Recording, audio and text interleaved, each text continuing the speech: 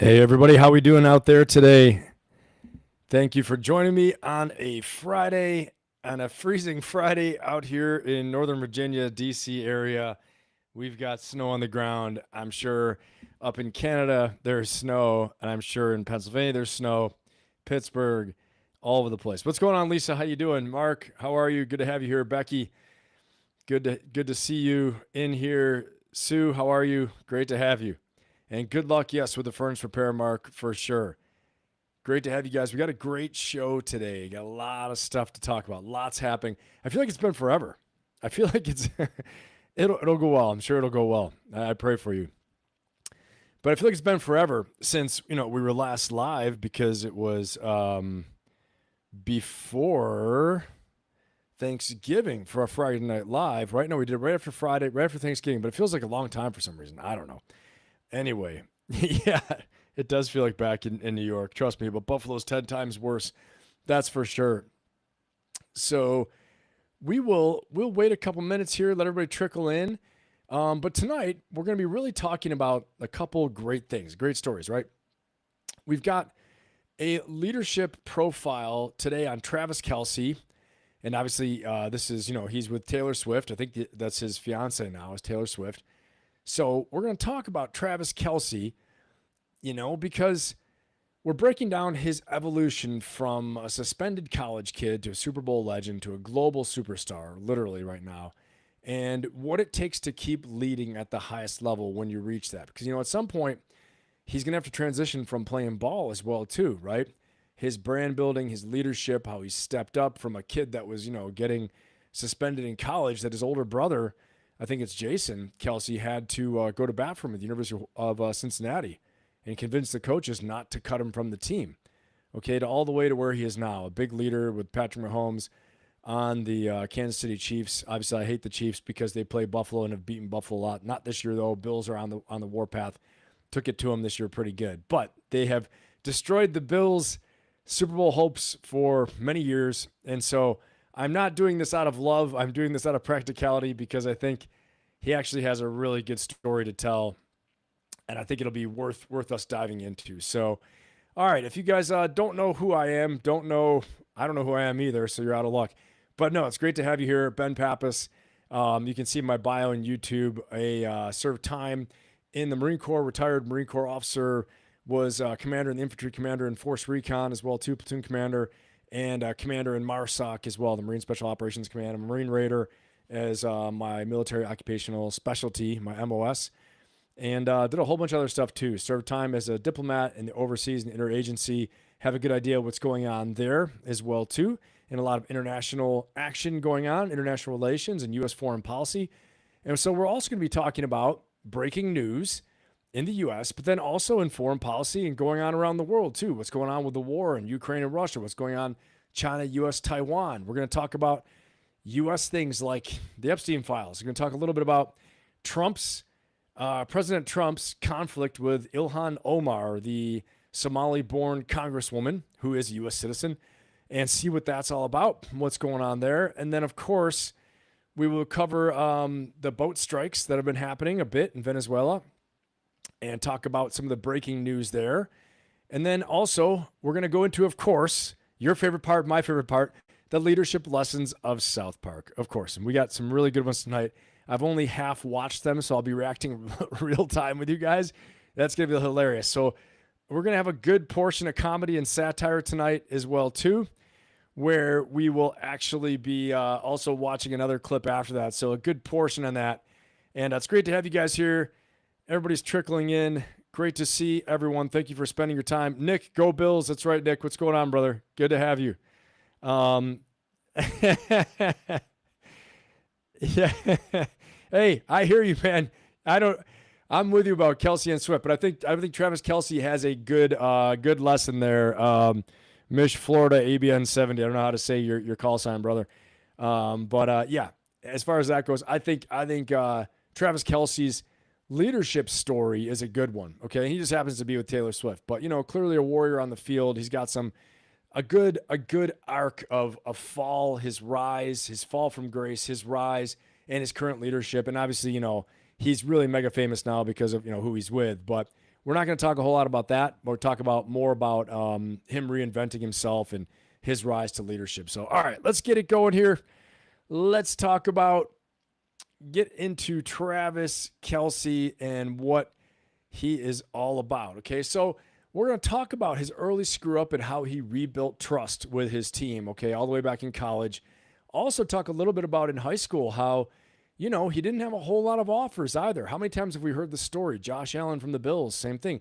Tom Brady, although a lot of people like to say Tom Brady had no offers, and he was a quarterback at Michigan on scholarship. That's about as big as it gets back in the day. Michigan was the team.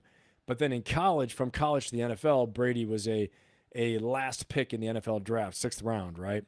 So we're going to talk about how Travis Kelce leads with energy, emotion, and authenticity, sometimes too much authenticity where he's yelling at his coach and getting fined, and then how he's balancing this global fame with locker room respect. Because I will tell you something, and Monday's interview with Kenny Stoddard talked about how do you survive success when the money's rolling in, you're making millions, things are going really well, everyone's praising you. A lot of people get messed up and they read too much into that. They read too much of their own press and they have a crash. Okay. How has he avoided that crash? We're going to talk about some of that too. And then I'm going to give you a concrete leadership playbook that you can use in your own business, your team, for yourself, or in your own personal life starting tomorrow morning, right? So drop in the chat, and what's the number one leadership skill you want to improve right now? Put it in the chat. What are you working on right now? I want to know that. And before I forget, everybody here, and everyone who's watching this on the replay, I'm always surprised at how many people will watch this but are new viewers and aren't subscribed. So please like this, share it, comment after it's uploaded, join in the chat, have a good time with everybody. We've got a really cool chat here, very supportive, cool people here. And don't forget to subscribe, okay?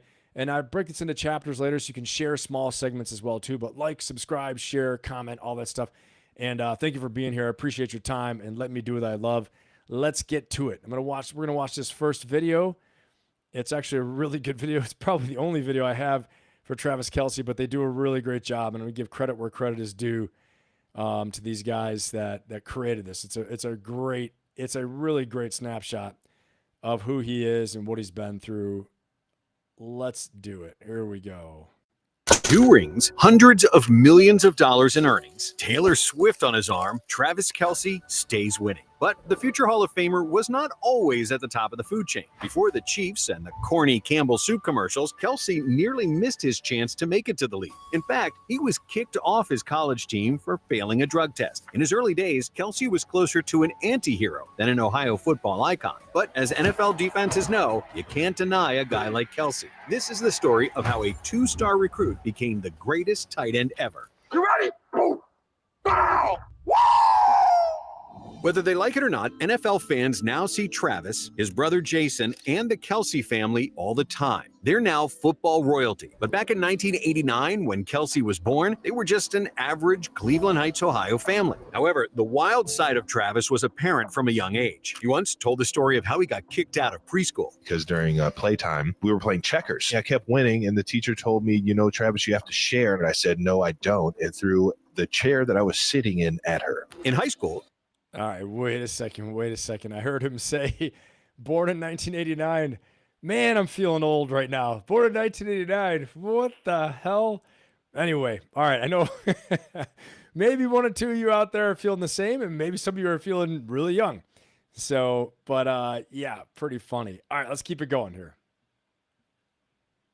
Despite being a dominant 3-sport athlete, failing French class got him suspended for his sophomore football season, the last season he could play alongside his older brother Jason, who was a senior. But when Kelce was on the field, he balled out. Not as a tight end, though, as a quarterback. During his senior year, he racked up 2,539 total yards and 31 total touchdowns, with nearly half of those yards coming on the run. However, recruiting sites only had Kelce as a 2-star prospect. College football's blue bloods weren't sending in offers. He was a tremendous athlete, but his desire to play quarterback in college rather than switch positions limited the offers coming in. But Kelce did get a letter from Cincinnati. There were other schools pursuing Travis's signature, but they weren't in the same league as Cincy. Plus, his brother Jason was already a starting guard for the Bearcats. Kelce joined Cincinnati in the class of 2008, but was a redshirt his first year on campus.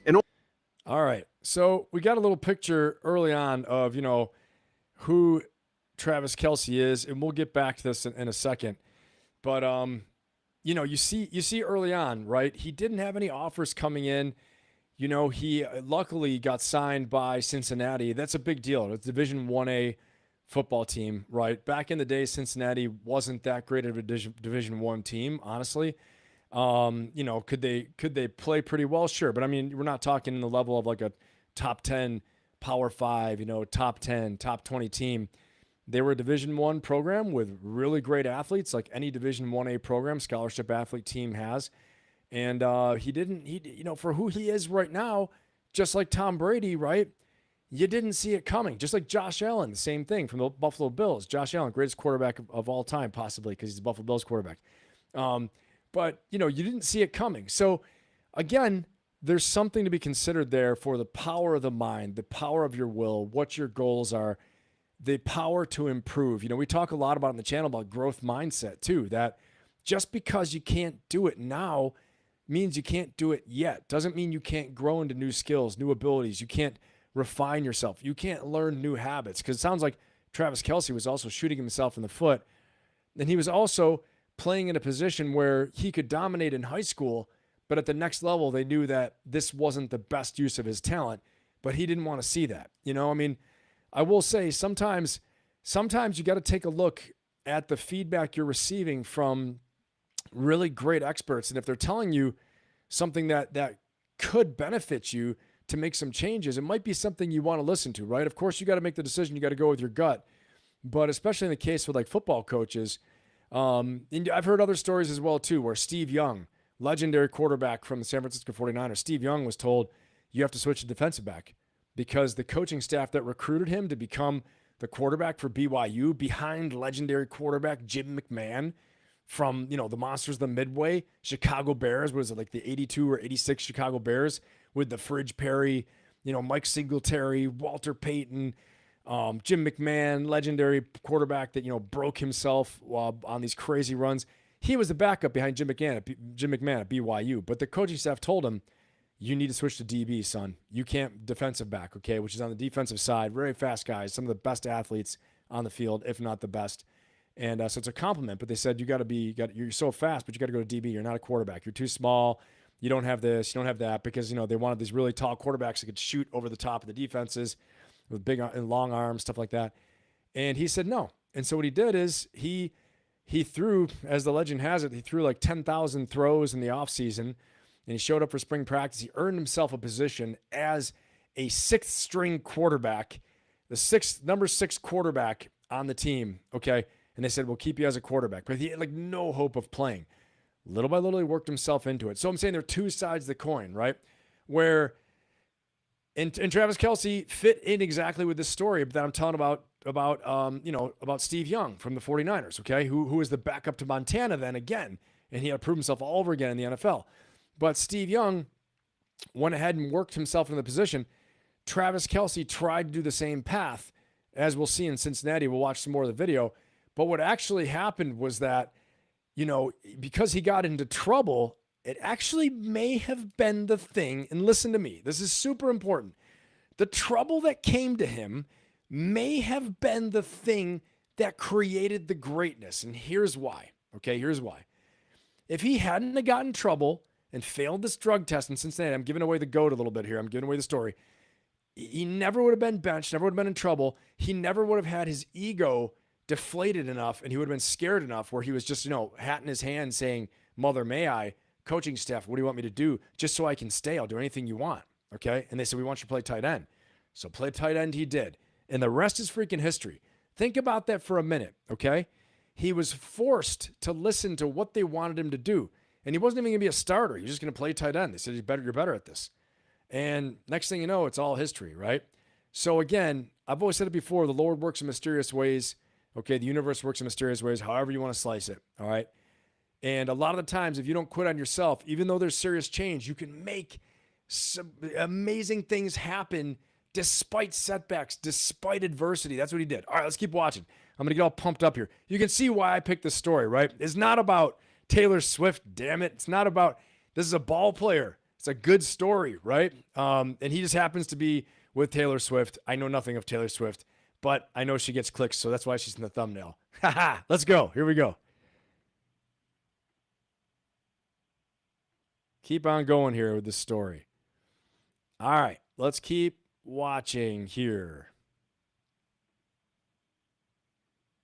Only received 9 total touches class of 2008, but was a redshirt his first year on campus, and only received 9 total touches as a Wildcat quarterback the following year.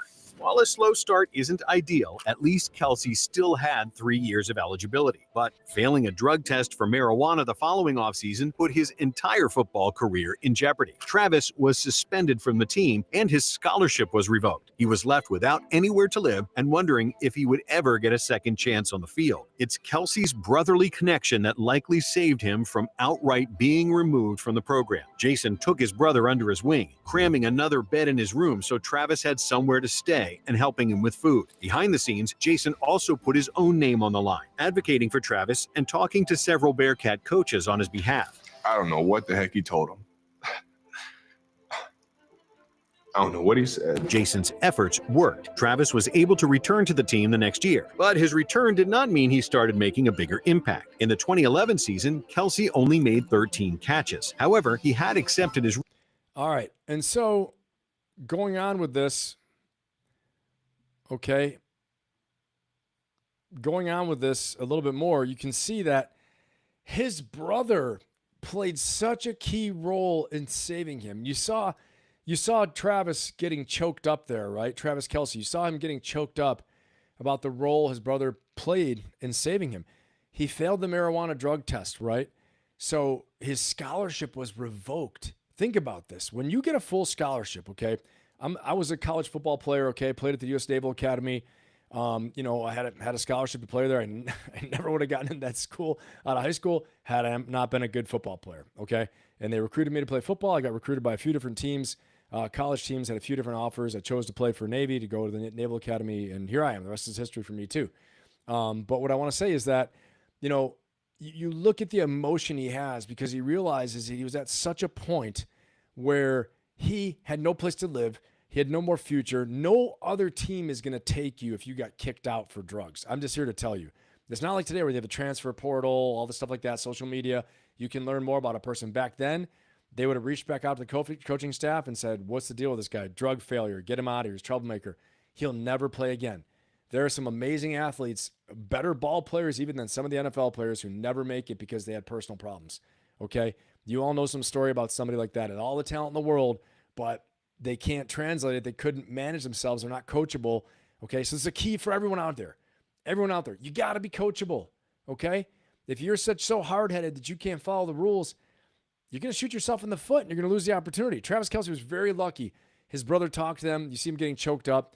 And so at that moment, though, of weakness, where he's got the boot on his neck, literally, no scholarship, no place to live, no money, no school, no nothing, embarrassing his family, terrified, he gets a second chance, okay? His brother convinced them. His brother was, already an all-star player. Convinced him. He moves Travis into his apartment with him, gets another bed, crams it in there so he can live with him. He's like, I'm going to manage him, coaches. Don't worry. Okay? And at that moment, he was open. He opened himself to coaching. Sound familiar to anybody in their story? Put in the chat if you've had this happen to you, where you've needed a little hit in the head with a 2x4. As my priest once told me, God hit you in the back of the head with a 2x4 to wake you up. Okay? And so in this case, he got hit in the back of the head with a 2x4 saying, your destiny is here. Boom. You're giving up your destiny for bullshit. Boom. Listen. Do what they're telling you. Get coached. Become your best self. You think you know, you don't know. Okay? Now, I'm not saying not to bet on yourself. And I'm not saying that you shouldn't take the route of the Steve Young and bet on yourself. Travis Kelce did. He tried to be a quarterback in college. And then he shot himself in the foot. But then on top of that, he wasn't that good. Okay? He's seen the other competition. I coached QBs. All right? I coached quarterbacks. I know. I coached at a high level too. All right? And so I've seen how good these guys are. It's a difference between being like the first baseman and then a major league pitcher. Same type of thing, right? You're still amazing, but at that level, just a little bit of distinction and difference makes all the difference in the world for where you play. Okay? So this setback actually led to the setup. Remember this quote. If you remember nothing else tonight, please remember this. Every setback is a setup for an even greater comeback, okay? Every setback is a setup for an even greater comeback in the future. That's what we're talking about here. All right, let's keep rolling. Let's keep going. And I want to give credit to these guys who made this video. It's a fantastic video. Check them out. Follow them. It is Blitz. It's called Blitz on YouTube. How a 2-star recruit became an NFL superstar. Blitz, thank you so much for making this awesome documentary on Travis Kelce that we're really getting a ton out of right now. So anyway, give a shout out to those guys. This is not my work. This is their work, but we're going to use it. So thank you to Blitz. All right, here we go, everybody. Let's keep going. Put in the chat. You guys liking this? Pretty good story, huh?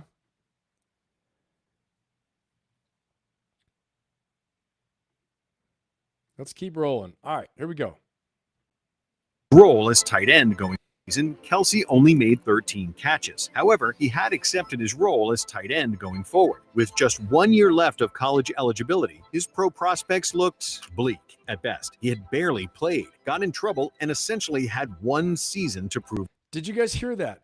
His pro prospects looked bleak at best.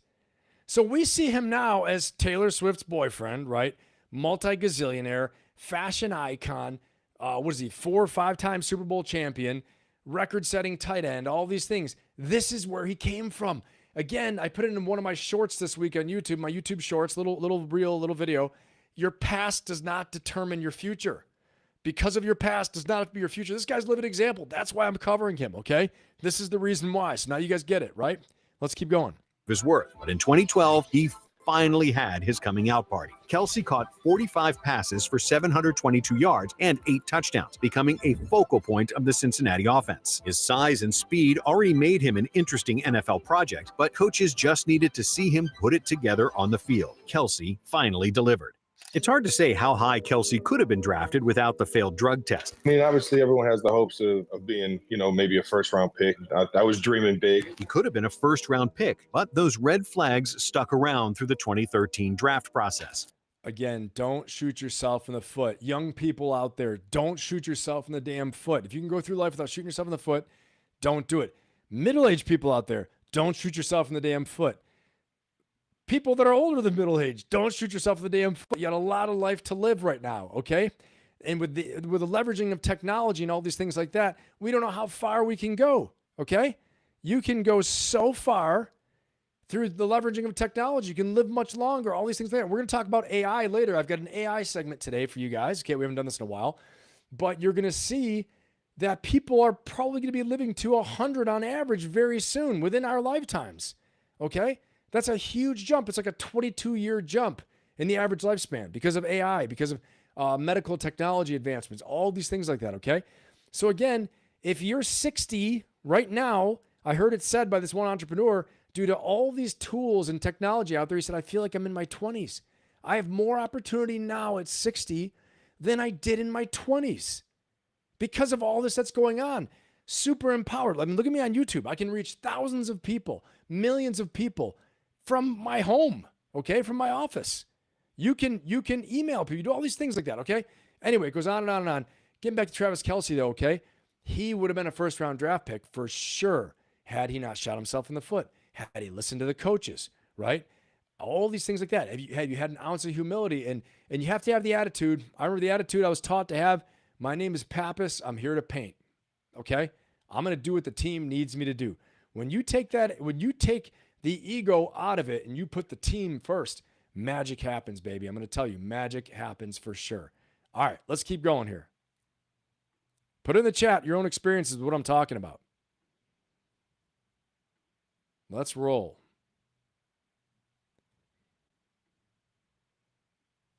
All right, here we go. He doesn't really produce.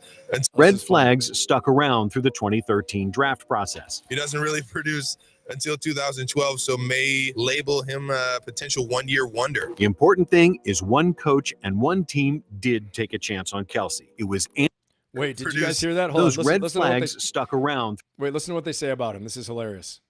through the 2013 draft process. He doesn't really produce until 2012, so may label him a potential one-year wonder. The important thing is one coach and one team did take a chance on Kelsey. It was Andy Reid and the Kansas City Chiefs. The Kansas City Chiefs select Travis Kelce, tight end, Cincinnati.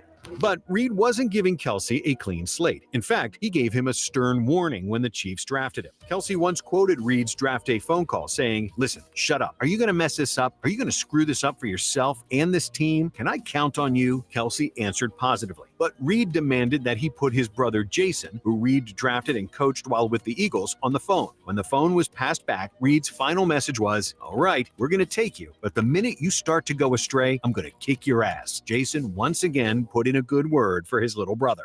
But as soon as Kelsey got to the NFL, he was just being himself. And, well, he admitted to burning through his rookie year money on bottles in the club and having to dodge his rent lady because of overspending. I had my Can you imagine? Can you imagine? Can you imagine blowing through your rookie money in the NFL? You can't even pay your rent. And how many times do you have to learn the lesson, right? He gets to the NFL, he starts just behaving as himself. He's in trouble again, okay?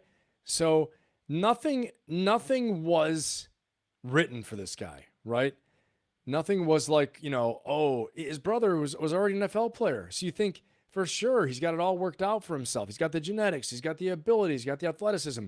He's a star athlete everywhere he goes, right? Now in college, he proves it again. Gets drafted in the NFL. But he still hasn't learned the damn lesson. And honestly, I'm going to find out with you guys what he does. Because, what's going to happen next? Honestly, I really don't know, But he gets the second chance, and we're going to see here what happens. Obviously, we know where he is now. We know how the story ends, right? How the story keeps going right now. He's doing fantastically well. But, this dude went from suspended, injured, almost written off to the heartbeat of a dynasty and a global brand. But you can hear he took a little dip again in the beginning. Let's keep going here. So, but again, what I want to say to you guys is that your past does not determine your future. Lesson number one to take away, okay? And that you can recover, you can bounce back, okay? If you have total faith and commitment in yourself, you do the work that's necessary, you make a plan, you have a strong, powerful vision of who you're supposed to be, and you work at it, and you go for it. You make the sacrifices. You have the courage to do the things other people aren't willing to do. All right, let's keep on going. Let's listen to this inspirational story here. Bet you didn't know this about Travis Kelce. I didn't. I just knew that I hated him because he played against my Buffalo Bills and gave them a hard time. So I still don't like him, but I respect him, okay? So let's just say that. Travis, I respect you. And if you weren't on the Chiefs, I probably would like you, but I don't like you because you beat my Bills too many times. Although they kicked your ass last time, as you deserve. Let's go. Bottles in the club and having to dodge his rent lady because of overspending. I had my eyes on a pair of size 13 Nike Air Mag Marty McFlys. He simply couldn't turn down a good party. Reid even said that the rumors about Kelsey's off-the-field actions and attitude were pretty close in his early years. It didn't help that he warmed the bench in his first NFL season. He only played one snap as a rookie in 2013, and that was on special teams. Injuries played a factor in his ability to hit the field, but Kelsey himself was a non-factor to the Chiefs. He changed that permanently in 2014. Kelsey immediately contributed to the Okay, so think about this, though. For 2 years, 2 years, this guy is nobody in the NFL. Okay, if we're all football fans and sports fans, you made it to the NFL, you're like, wow, he made the NFL. Once you're in the NFL, okay, and you have, there's you here, you're the new draftee in the NFL, and then there's freaking Patrick Mahomes, Tom Brady, all, the heroes of the NFL. You start all over again. You're like a freshman again. And they're significantly bigger, faster, and stronger than you. I will tell you that. You're like 23. These guys are 26, 27, 30, man strength, massive. Some of them on PEDs, right? Some of them on prescription PEDs. Some of them just freaks of nature. The vast majority, I would say all of them freaks of nature. I know some guys that have played at that level or people that had the ability to, and it's a different world. Some of them never lifted weights until they got to college, right? And they're just absolute monsters, okay? And some of them have just God-given speed. And if they are coached appropriately and they're developed, they are the fastest things you've ever seen. Okay. And you make no mistake, listen to me. I get in a lot of discussions, a lot of people will tell me stuff like, yeah, but soccer players are the greatest athletes. Okay, cool. I get it. Understand. They're amazing. Basketball players are amazing. Yes, they are. Okay. Football, you can't dispute this, though. We can argue that all day long, right? Different things. One's a power sport, one's explosive sport, one's an endurance and power. What you can't argue with, though, is the facts that football is the number one most watched sport in the United States. NFL football, okay? So make no mistake about that. The pressure is real. The competition is real. And why do I say, why does it matter? The most money flows to these players. And a basketball team, they only have, 8 people on the team, 10 people maybe on the whole roster. So those guys make a ton of money. I know that. But on an NFL roster, you have the highest amount of athletes trying to get on the field and trying to matriculate through the system of football since they're young to play NFL football, to make the money, to have that level of fame, that level of attention, that brand association. Okay, so I'm just drawing how competitive it is for you. So he enters the NFL, he sits the bench. He injured his knee too, which wasn't covered inside the documentary, but he injured his knee. So he's hurt. He's sitting the bench for 2 years until 2014. Okay, I'm going to tell you, you need to ask yourself, what would that do to you if you all of a sudden were just basically forgotten on the team? In the NFL, they're not going to pick you up and be, okay, don't worry, you're going to get your chance. You got to fight for it. Everyone that I know that has played football at a high level, okay, including college, but especially the NFL, it's a business. You got to do it yourself, and you got to be tough, and you got to be strong, and you got to, find a way to prove yourself to win favor with them, okay? Because the ones that they draft that they want to play right away, they will play right away, okay? Doesn't sound like that was the case for Travis Kelce. So he's got some good mental mindset going on as well, too. A good bit of ferocious optimism going on. All right, let's keep going.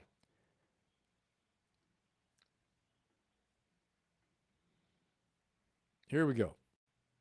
The Chiefs. He changed that permanently in 2014. Kelsey immediately contributed to the offense in his second season, which included scoring in 3 straight games from week 3 through week 5. Kelsey went over 50 receiving yards 7 times that year. Of course, the attitude remained, and he wasn't afraid to clown elite players. Reed may not have been a fan, but Kelsey racking up 862 receiving yards and 5 touchdowns made the occasional issues worth it. And don't forget, this is pre-Patrick Mahomes. Alex Smith was no slouch, but comparing Smith to Mahomes is like comparing a Lexus to a Lambo. One is nice, the other is on a different level of performance. In the meantime, Kelsey began building one of the greatest individual legacies in the sport. After his breakout year, Kelsey followed up with an almost identical season in 2015 with 875 receiving yards and 5 TDs. All right, so what I will say is that some luck plays into it. There's no doubt about it, okay? Luck plays into it as well, too. Chance, probability.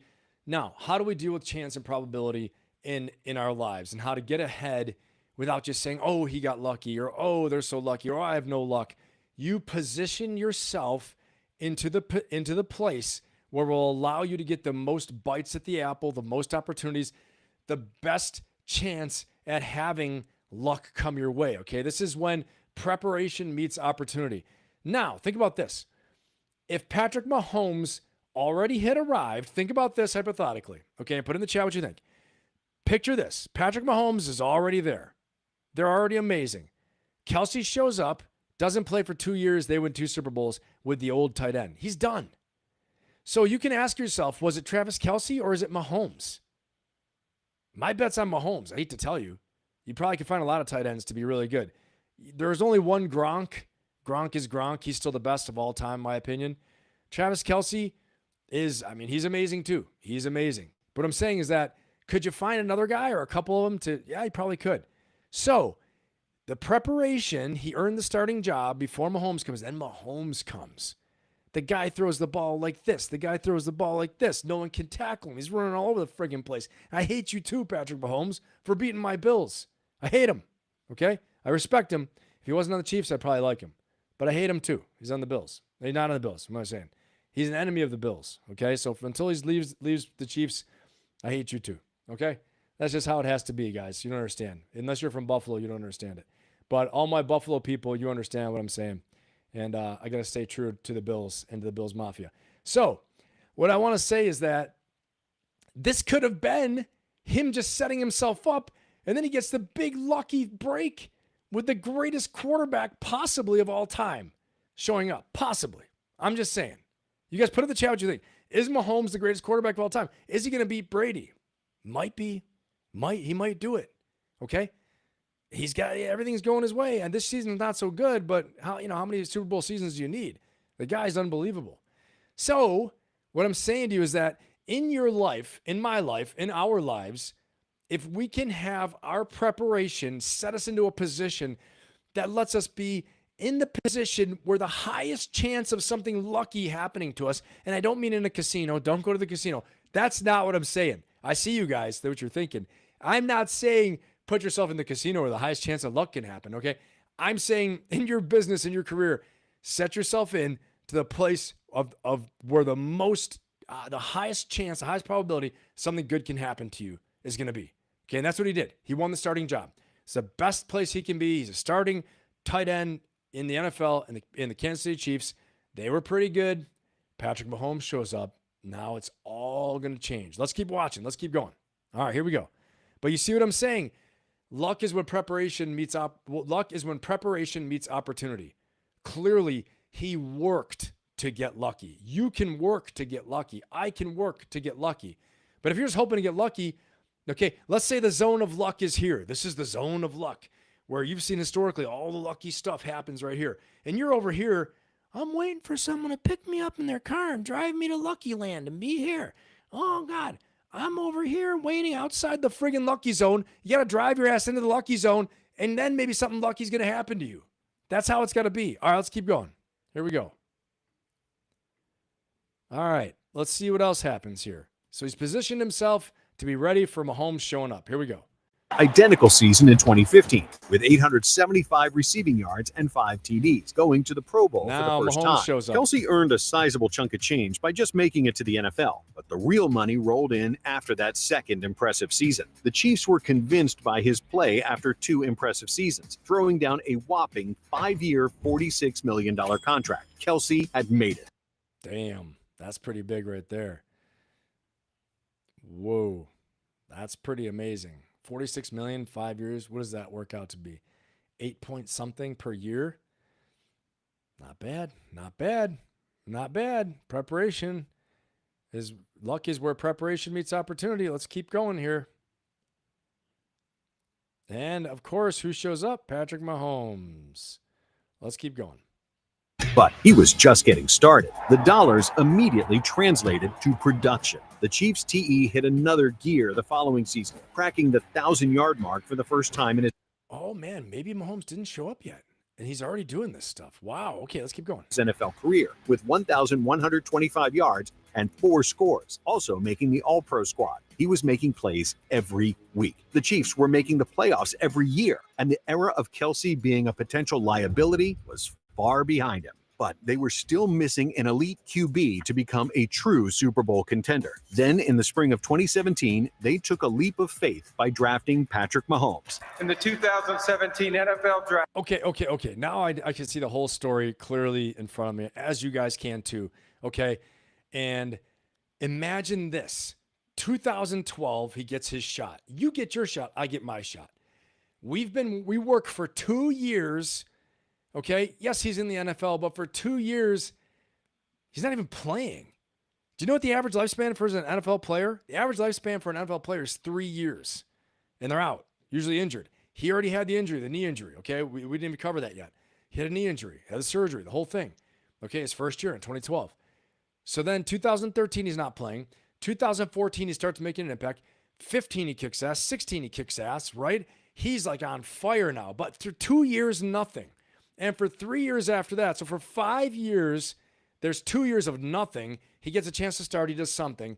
Then for 2 years, 15 and 16, he plays really well, right? But this is a 5-year journey of becoming. Think about that. When have you done something for 5 years and been all in? So don't tell me, I've done it all. I've been working my ass off, Ben. I'm going for it. I'm giving it all I got. 5 years. This guy's getting his ass kicked, getting beaten up, getting hit, all the stuff like that. Sat on the bench. You know, when you sit on the bench, no one pays attention to you. They don't even give you reps. I'm talking in college. I played Division I college football. You don't get reps. The coaches don't put you in practice. And all of a sudden they put you in, you're expected to know what's going on. You won't know, okay? So for that time, he had to do serious overtime on his own to be ready for his shot. Took his shot. He's doing well. all of a sudden, right? Like I said before, luck is when preparation meets opportunity. His preparation, those 5 years meets the opportunity. The superstar is drafted, Patrick Mahomes. Boom. Let's watch this, okay? There's some serious grit and mental toughness that had to be going on for him to last through those 5 years, though, especially the first two. Especially the first two. You take a playoff in the NFL, you let your guard down, someone whacks you, you're out. Mega concussion, another injury, shoulder injury, because you just weren't feeling it or you're feeling sorry for yourself, you're drinking. These are true stories, okay? The next thing you know, because your vision is gone and your belief in yourself is gone, something happens on the field. You're not going 100%, you get hurt. They always used to say when I was playing football that the way to not get hurt is to go 100% every play, okay? And yes, sometimes even when you got 100%, you got hurt too. My career was ended. My college football career was ended from a neck injury, okay? I was a middle linebacker, neck injury, tackling somebody. I was going 100%, okay? So, but especially if you take a playoff, you're going to get hurt probably even more, all right? Let's keep going here. Here we go. Let's watch some more. It's getting exciting now. Put in the chat what you guys think. You guys getting something out of this? Awesome. Tell me your story. Tell me in the chat, when did your preparation, right? Real quick before we put this on, when did your preparation meet opportunity? When did you get lucky, meaning your preparation met opportunity? Like you've been preparing, grinding. All of a sudden, boom, the opportunity arrived and you took it and you ran with it. Tell me in the chat. Tell us in the chat. Let's motivate each other here. Let's get it going. All right, here we go. Let's watch some more. This is exciting stuff.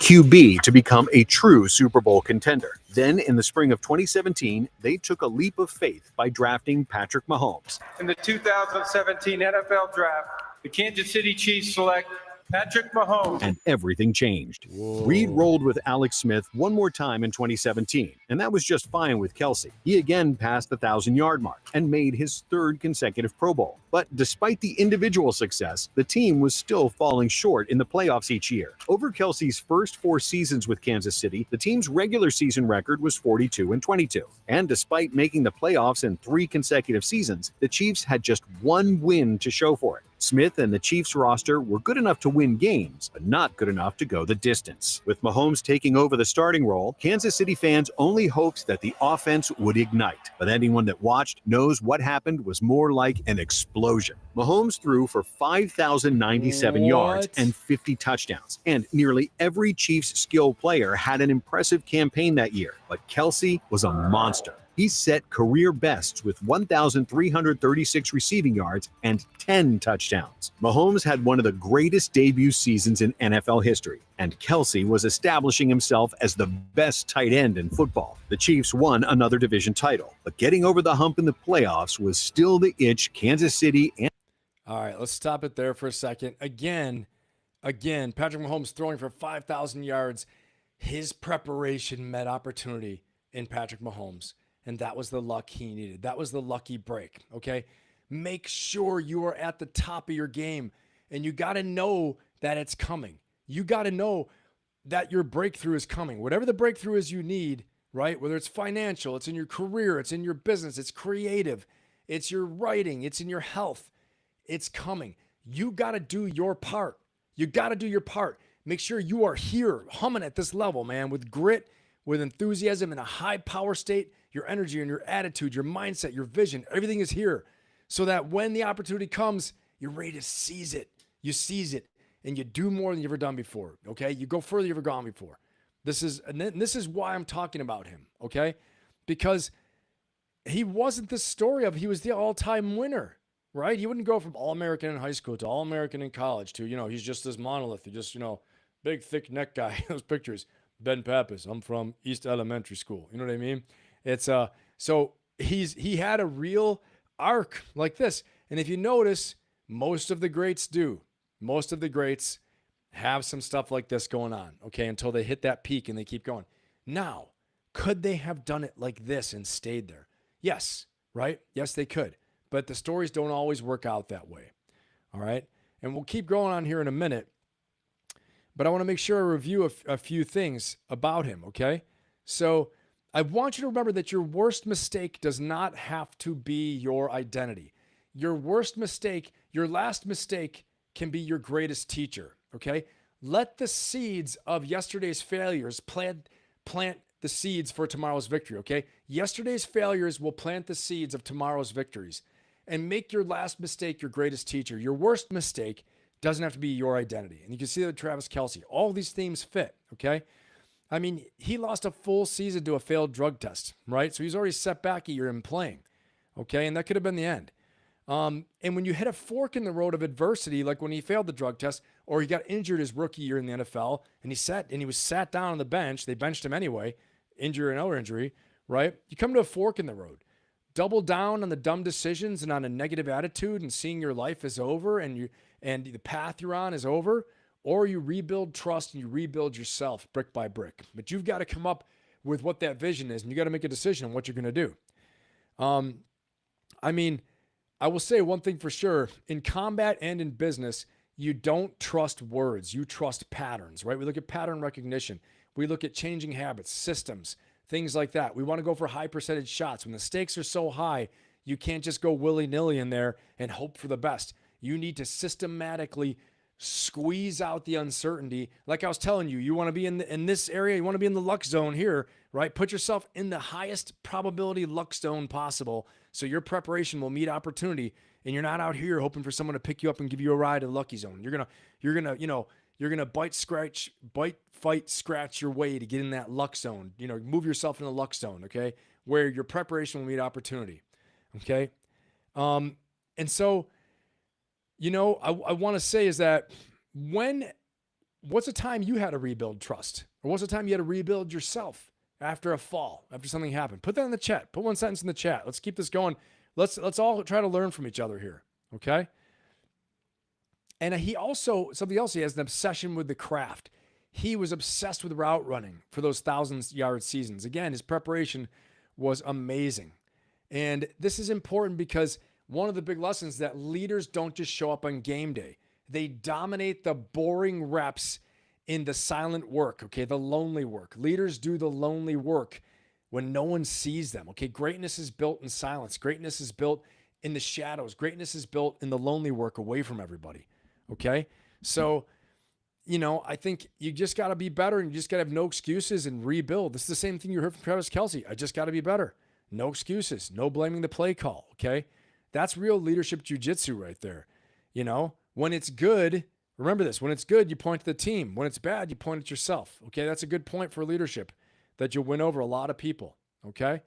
And I'll say something else too. A good outcome, you always want to say they did it. The team was great. Everybody did it. When it was bad outcome, I own it, okay? You want to build trust with your team?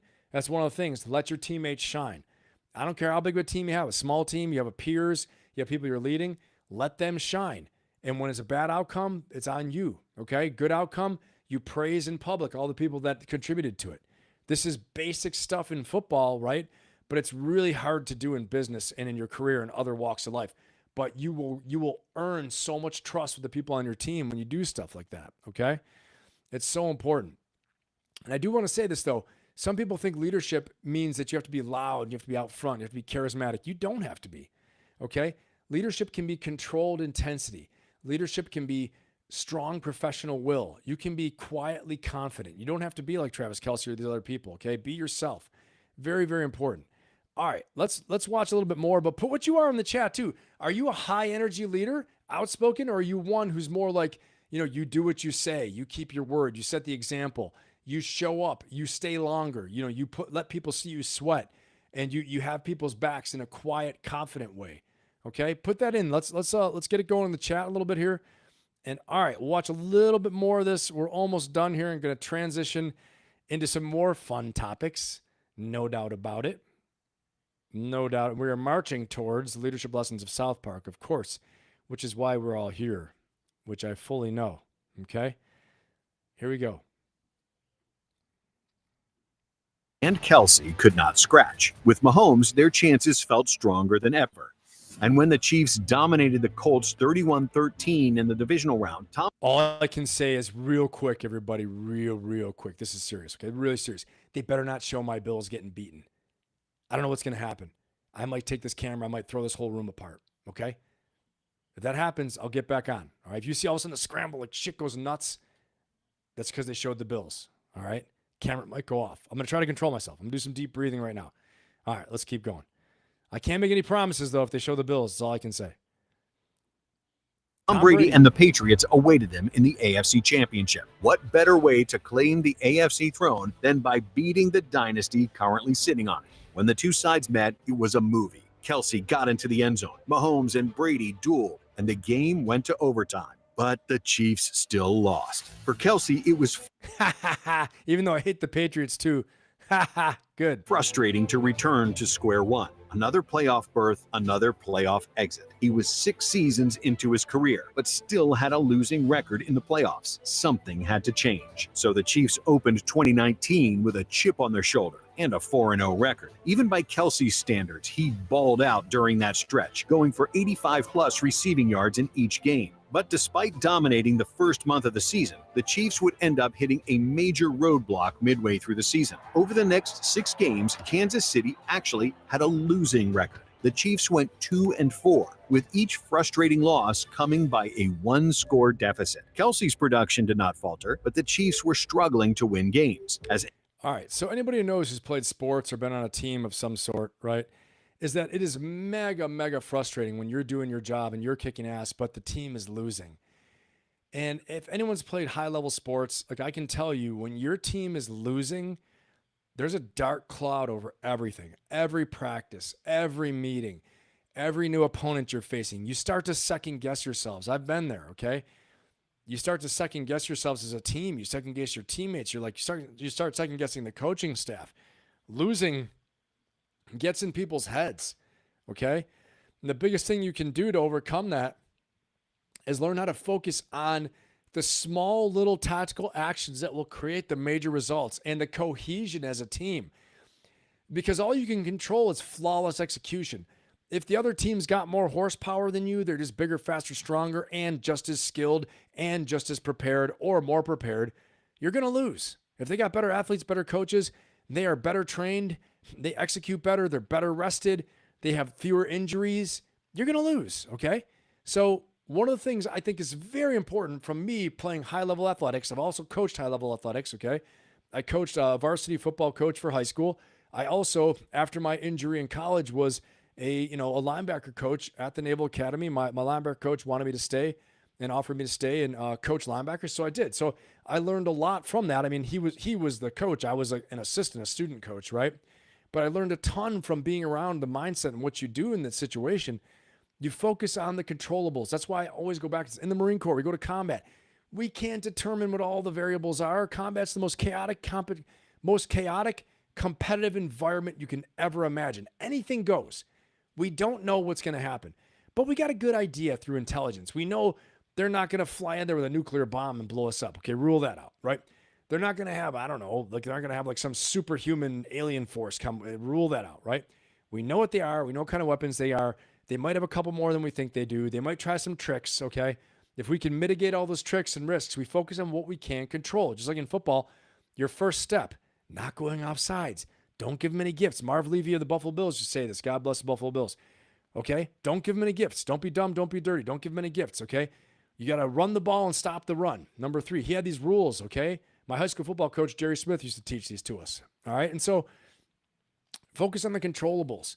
And in your life, if you start losing, you're on a losing team, get back to brilliance in the basics, communication, cohesion, building trust, doing the main core business very well, okay? Come to full stop with your team and say, look, guys, okay, here's where we're at. We're taking some L's. We're losing some market share. We're losing money. They're going to start laying people off. We're going to start getting fired. Things are going to happen. But for our little group here, what we can control is this, right? We got to get these done on time, under budget, or early and under budget. We got to make sure that, we're cohesive. We're talking to each other. We don't stab each other in the back, okay? We're going to, make sure we proceed as a team. We start as a team, we finish a team. All these little things, they translate to football. I'll never forget my football coach is saying that football is a game of life, okay? My coach told me that a long time ago. Coach Bell, Richard Bell, was my linebacker coach at the Naval Academy. He told me that. He said, football is a game of life. You'll learn more lessons here than anywhere else, all right? And I learned a lot more lessons later on, too. But at that point in my life, I learned a whole lot of lessons, okay? That still resonate today. I was a young man. They really made an imprint. High school football, same thing too. Coaches and teachers have a huge outsized impact. All right, let's keep going on this. A lot of inspirational info. I did not even realize I'd get this pumped up from doing this, but you can see football is near and dear to my heart. And let's keep on rolling here, okay? And I appreciate all you guys being here with me. Jasmine, what's going on? Good to have you here. Lady Ann, how you doing? Joe Saunders in the house. What's up, brother?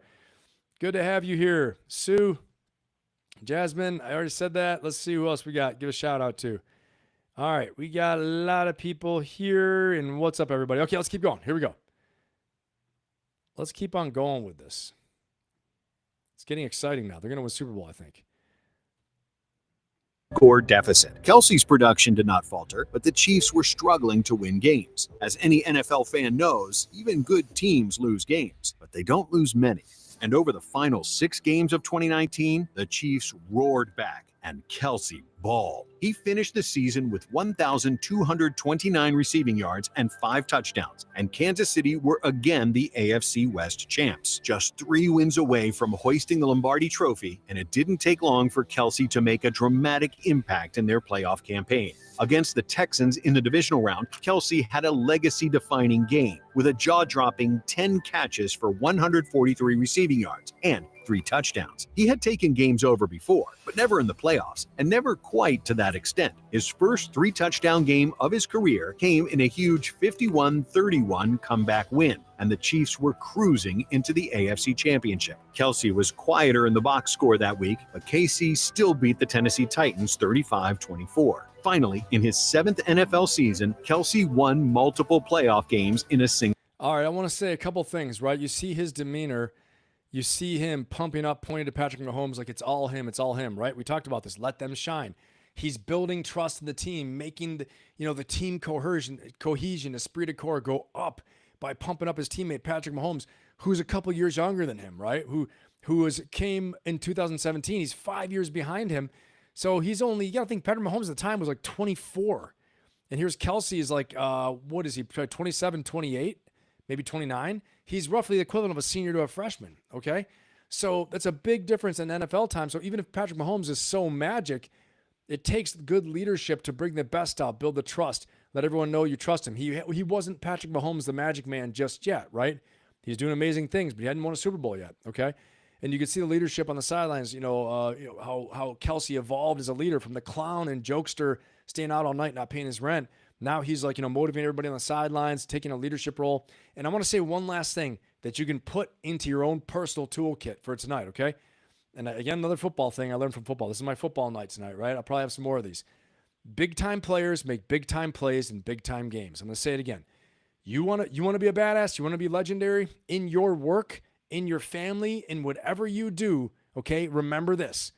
Big-time players, you want to be a big-time player? So big-time players make big-time plays in big-time games, okay? So whatever your game is, make a big-time play, okay? Whether that means you're showing no fear and you're telling everybody it's going to be okay, whether you're working your ass off to provide for your family, pay the bills, whether you're working your ass off to provide cover for somebody else, okay? You're in the military, you're supporting your squad, your team, whatever it is, you're shielding the people you lead, okay? Or you're working the extra long hours to get the project done for your team. You're an entrepreneur, whatever it is. Big-time players make big-time plays in big-time games. What is your big-time game, okay? You want to be a big-time player in your game, in your field? That's how you do it. All right, let's go. Let's keep watching this thing right here. Get fired up, and let's keep on rocking and rolling here. All right. And then we're going to move on here in a minute from old Travis Kelce.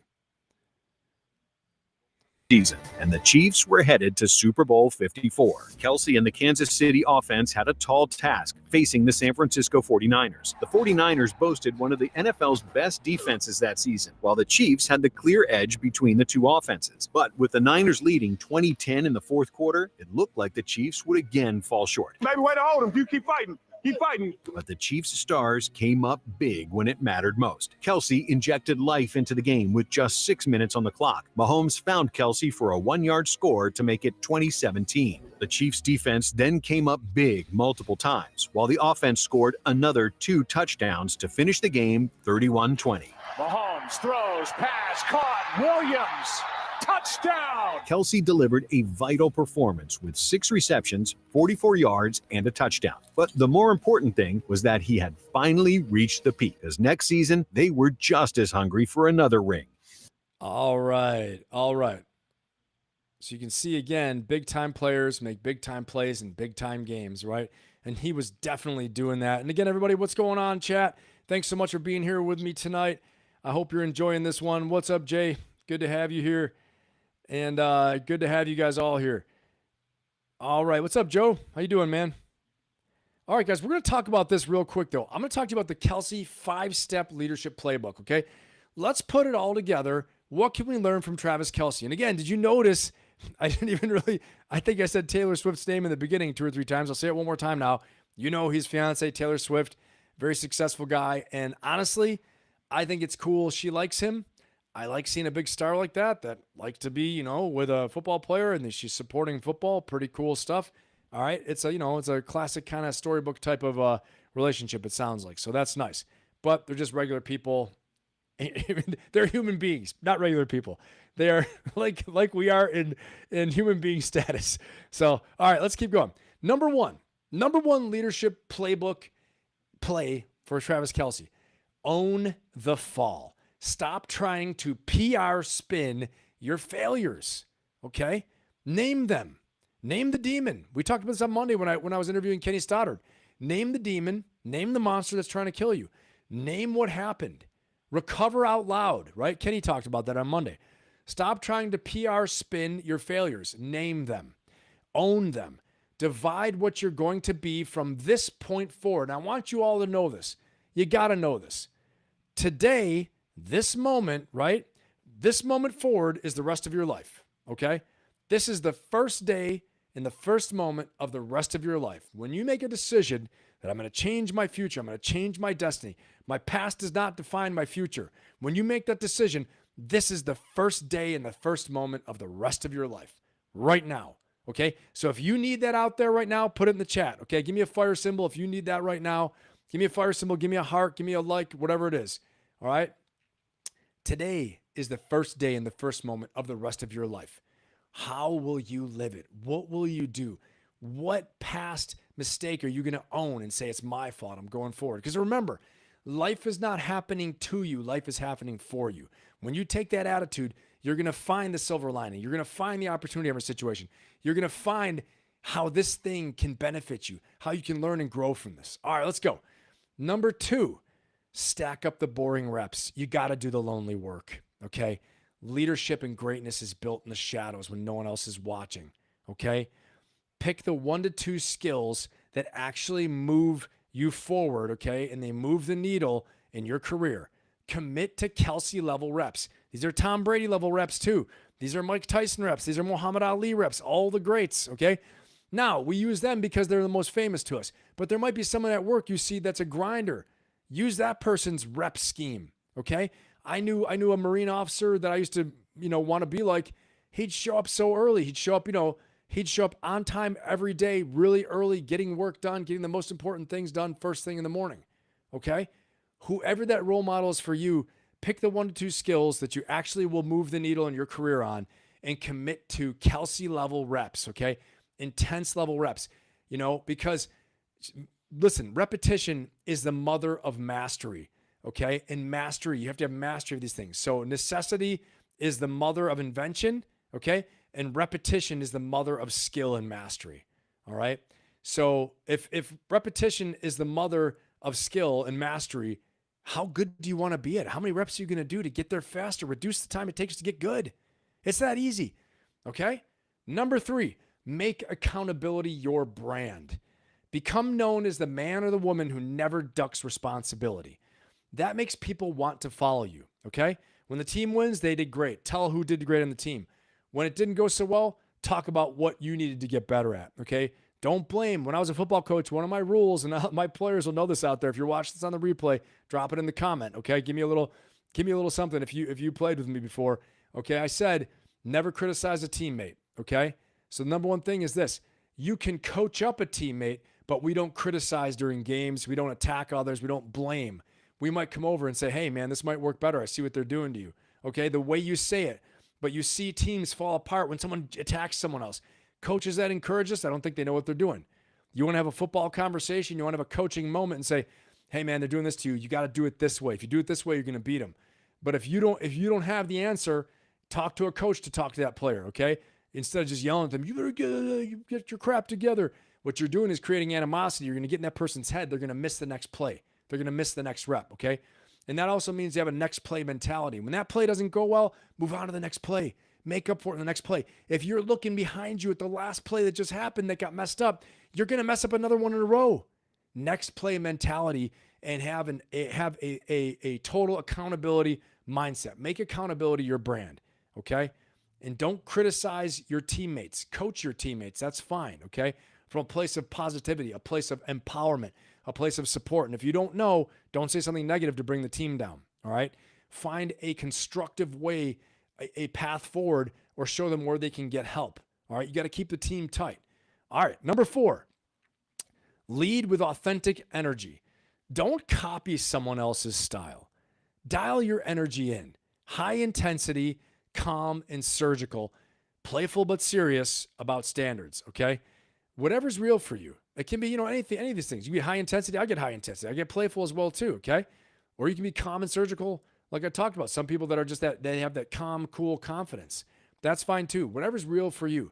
But you gotta lead with authentic energy. If you don't, people will see right through it and you won't be able to keep it up, okay? Hey, I love it. I see this fire symbols out there. I see it, Lisa. I see it, Jasmine. Awesome. I see it, Sue. Awesome, awesome. Let's keep on rocking here, okay? So in number 5, just like Travis Kelce did, you shift from the star, okay? And this is in every great story arc. You start out as the hero, wanting to be the star, the center of attention, to becoming the leader and the guide, and becoming the steward, the one who's responsible for the team, responsible for the mission, for lifting others up. Travis Kelce, from wanting to be the selfish, self-centered star, okay, with all the ego, to then realizing, I got to lead Mahomes. I got to lead the team. I got to coach with the coach to build this culture, which if we keep deep diving on him, because I did a lot of research, that's what he was doing. He was building with Andy Reid, building the culture and enforcing the culture through his energy, his enthusiasm, his leadership, okay, and his performance and his credibility on the field that he was doing. But then he realized, I've got to protect Patrick Mahomes and I got to lead him, okay, and I got to be there for him. And you can see this kind of that big brother energy in the beginning, especially. Now it's different, right? Mahomes is a superstar and is really, shown in his own right who he is. But back then, Kelce had to be the one to be the guide. And he shifted from star to steward. At some point, the game changes. It's not about stats, right? It's about what happens to the people around you when you walk in the room. Do they believe in you? Does their energy go up and their trust go up, or does it go down? Okay? So you have to decide how you want that to go. Now, write down what your own experiences are there in the chat. Okay? We're going to transition here. And I want you to go ahead and write down your own experiences with leadership like that, building cohesion in the chat. Tell us, if you got a little story, add a couple sentences in there. I'd love to hear it. All right. And we are going to transition now to some breaking news. Let's see what we got going on. So first of all, we got some crazy stuff happening, right? There's a lot of crazy stuff happening all the time. But today, we have some extra crazy stuff happening, and probably good crazy in a way. But let's go ahead and look at this. So, House Democrats have released photos and videos from Epstein's Island. Have you guys seen this? Right? Have you seen it? Well, the Epstein saga continues, okay? So, among the crazy things you'll see is if you haven't seen this yet, if you haven't seen it, put it in the chat, okay? And so, what I want to say is that, Becky wishes that I would look at the chat more often. Aha, I see you now. And Jasmine, yes, I do. But sometimes I can't see it because the writing is so small. So what I want to say is this, okay? That this is some crazy stuff. They're releasing these photos inside Epstein's Island, okay? And inside Epstein's Island, they have a dental chair. If you guys haven't seen this yet, I just saw this when I was researching this. Okay, I was just researching this. Okay. And I hadn't seen this before. So I'm going to play this. We're going to check this out. It's creepy. It's really creepy. Okay. Definitely. I don't know, Lisa, you're going to see. And they also, okay. I want to say also that they also had weird masks in the dentist chair. I'm not kidding. I'm going to play this for you in a minute. Becky, did you get your job? How'd the job interview go? I hope it went well for you. Hope you got it. Giving Becky extra attention now. She was upset I didn't look at the chat. Guys, I'm here getting into my story, right? I'm farsighted as it is, so it's hard to read the chat. I know I do. Jasmine, you're right. I got to bring some glasses over here. It's like a big blur. Although I can see it better today. I caught that. I caught you guys in there. Talking trash. Dead meat. All right, let's go. Here we go. Now, I appreciate you guys being here. I hope all is well. But check this out. This is creepy. Not going to lie, it's creepy. It's freaking weird. Unbelievable weird. I think a lot of people are going to go down. I'm just telling you, this is like wacky. If you haven't seen this, it's weird. I just saw it today researching for the show. All right, here we go, guys. Let's watch this. Home on a private Caribbean island where underage girls and young women were trafficked and sexually abused. Democrats on the House Oversight Committee released these photos as well as videos they say have not been made public before. One of the images shows what appears to be a dentist chair in one room with masks on a wall. Another shows a blackboard with some words scribbled on it: power, deception, plots, political. There's also this video showing the manicured grounds of the estate with palm trees and winding paths and a large pool. The Department of Justice has 16 days before they have to release documents related to its investigation of Epstein, as required by the bill that Congress passed and President Trump recently signed into law.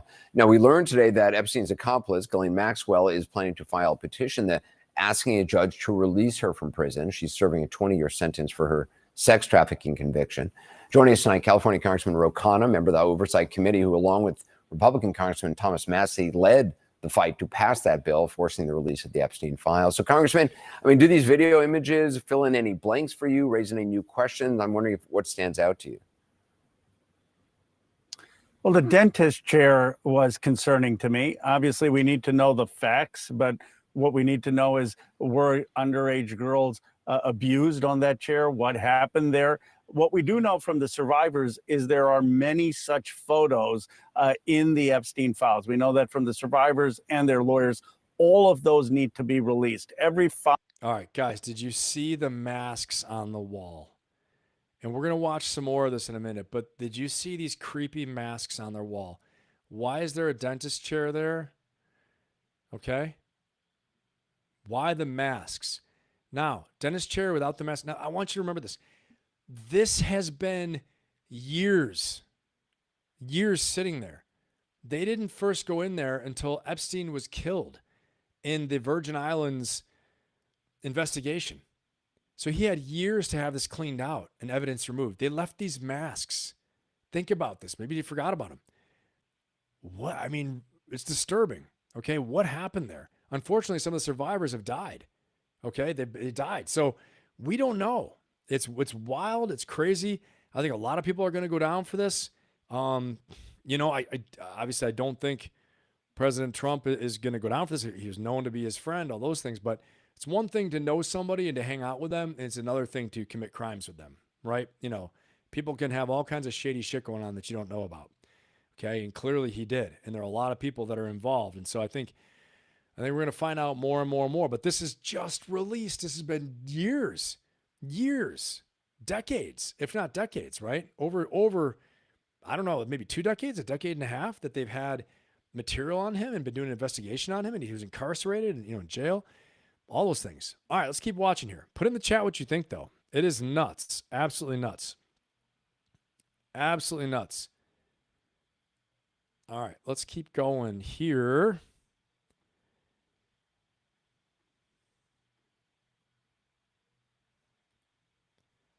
We know that from the survivors and their lawyers, all of those need to be released. Every file, every photo, every interview memorandum, while protecting victims, need to be released by federal law in the next 16 days. And do you expect, I mean, do you know what to expect in 16 days in terms of what level of redaction there's going to be? Have you gotten any word from the Department of Justice? All right, we see this. You guys see this? This is some creepy stuff right here. What in the world is this? Look at this. This is nuts. Days in terms of what level of redaction there's going to be? Have you gotten any word from the Department of Justice how they are handling this? Congressman Massey and I have requested to meet with Attorney General Pam Bondi or someone on her team handling the investigation. So far, we have not heard back. We're going to continue to pursue it. Of course, Congressman Massey is on the Judiciary Committee, so Pam Bondi will be coming before that committee. But now every person at the Justice Department who does not cooperate in releasing these files would be violating federal law, that they would be subject to federal penalties. So we expect that there will be a release, and we're going to continue to fight to make sure that it is transparent and complete. Your committee says it's also received about 5,000 documents in response to subpoenas to JP Morgan, Deutsche Bank for Epstein's financial records. I don't know how much of those the committee's been able to review, but do they, I mean, what do you hope to find in those documents? Does anything connect any dots for you? Well, the committee is going through that. There are a lot of documents, but the big question is, how is Jeffrey Epstein, a former school teacher, worth $500 million?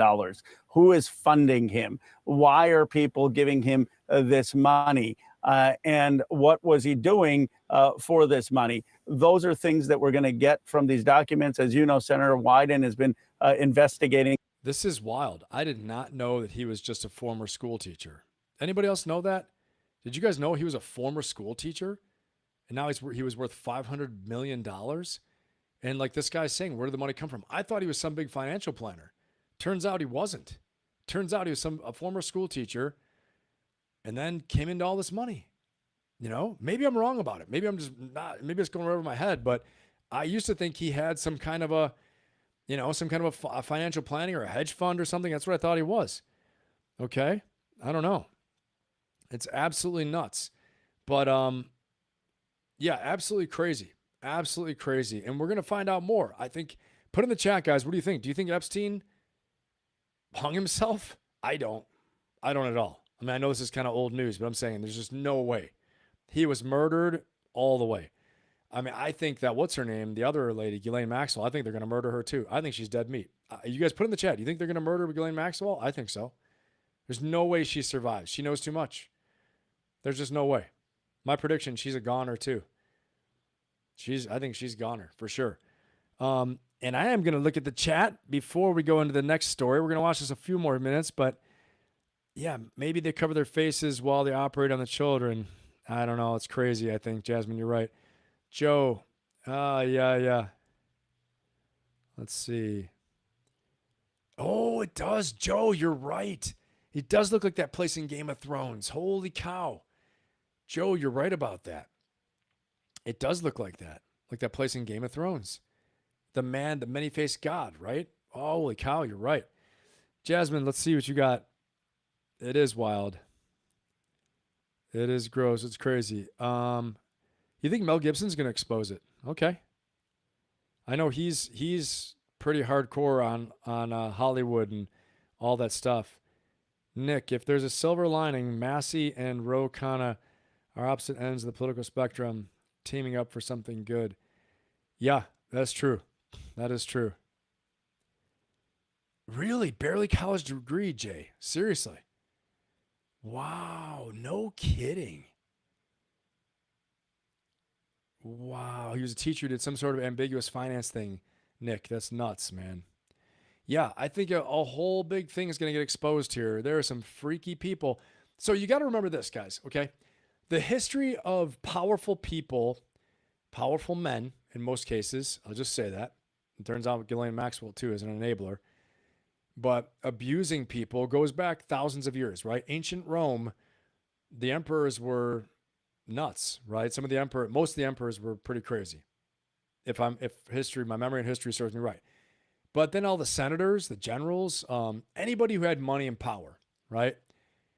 Maybe not the generals as much because they're always off on campaign and, living out in the woods for the greater glory of Rome, fighting the Goths, Visigoths, and all those things. But the senators, the emperors, the people who are the aristocracy, right? Caesar used to love having his little fishes. This is disgusting, right? Little fishes in the bath with him. Do you guys know what the little fishes were? Anybody know? Put it in the chat if you know what the little fishes were, and I'll give the answer in a minute. Yeah, what was wait, who was a seal? Hold on a second. He was a seal too. No, he was not a seal. Anybody know who were the little fishes? Oh yeah, Jake Swag in the house. What's up, man? Jake with the key answer. Dude, what's going on, Jake? What's going on, brother? Good to have you. Jake hit it on the head. Kids. The little fishes were kids. What the hell? We are honored, ladies and gentlemen. We got Jake. Jake is in the house. There's Jake in here. Yes, there's children. That's right, Jasmine. Crazy stuff. Crazy, crazy stuff. Disgusting, right? Let's keep watching a little more of this now. Let's keep going. This is absolutely nuts. All right, here we go. This in the Senate for over a year. That is going to be critical to understanding who all was involved. We've talked about Ghislaine Maxwell planning to ask a judge to release her from prison, according to a new court filing. What do you think the chances of that actually are, given the unknowns of, the interview she had with President Trump's former personal attorney, who's now high level of the Department of Justice? What do you think is going to happen there? It would be a slap in the face of the survivors. Anderson, as you imagine, I've gotten to know some of these survivors. I've spent time with them. When you mention Ghislaine Maxwell's name, they have a trauma and an anger. This is someone who abused them. This is someone who facilitated their abuse. The fact that we're even discussing any leniency for her or letting her out of jail is frankly disgusting. And the survivors themselves get so emotional when people bring up Maxwell. A House Oversight Committee spokesperson earlier today, criticized Democrats on the committee, your committee, for releasing these videos and photos, saying, quote, "It is odd that Democrats are once again releasing selective information as they have done before." I'm wondering what your response to that is. Let's release it all. That's what Massey and my bill does. If you don't think there's anything there, get the files out. If you think it's selective, get the files out. Let's finally get the information out there. Most importantly, because I think people are going to be getting burned down. Burned down. The roof is on fire. We don't need no water. It's going to get burned down, everybody. Crazy stuff. And honestly, thank God they made it into a law to put this stuff out there. I mean, like they said, shine some light on these dark corners. Shine some light. Let people know you're going to pay the price. You can't do this, And honestly, thank God President Trump signed it into law as well, too. Thank God for all that. And now they're going to shed some light on what was happening, what's going on. Because right now, guys, what happens when you're in a city apartment and someone turns the lights on? All the critters go scrambling, right? All the rats run in the sewer. All the little cockroaches go scrambling. Right now, you don't think there are other operations like this going on? There are. Okay, this is the tip of the iceberg. There's been a new Epstein Island that has grown somewhere. Someone else want to make money, has set one up somewhere. And right now, everybody's nervous, okay? I mean, this is friggin' disgusting on a whole nother level. Terrible, disgusting, and sad. And this is going to send a shot across the probably shot across the bow, like an old naval warfare. And they're going to scare the crap out of these people. You know it, Jake, 100%, man. There's another, probably multiple. And now let's not even talk about Asia or, Southeast Asia or Middle East or Russia. I mean, come on, Eastern Europe. That's where Epstein got all the girls from. A modeling agency for young Eastern European girls would bring them over and abuse the hell out of them. It's terrible, man. Terrible, terrible, terrible. All right.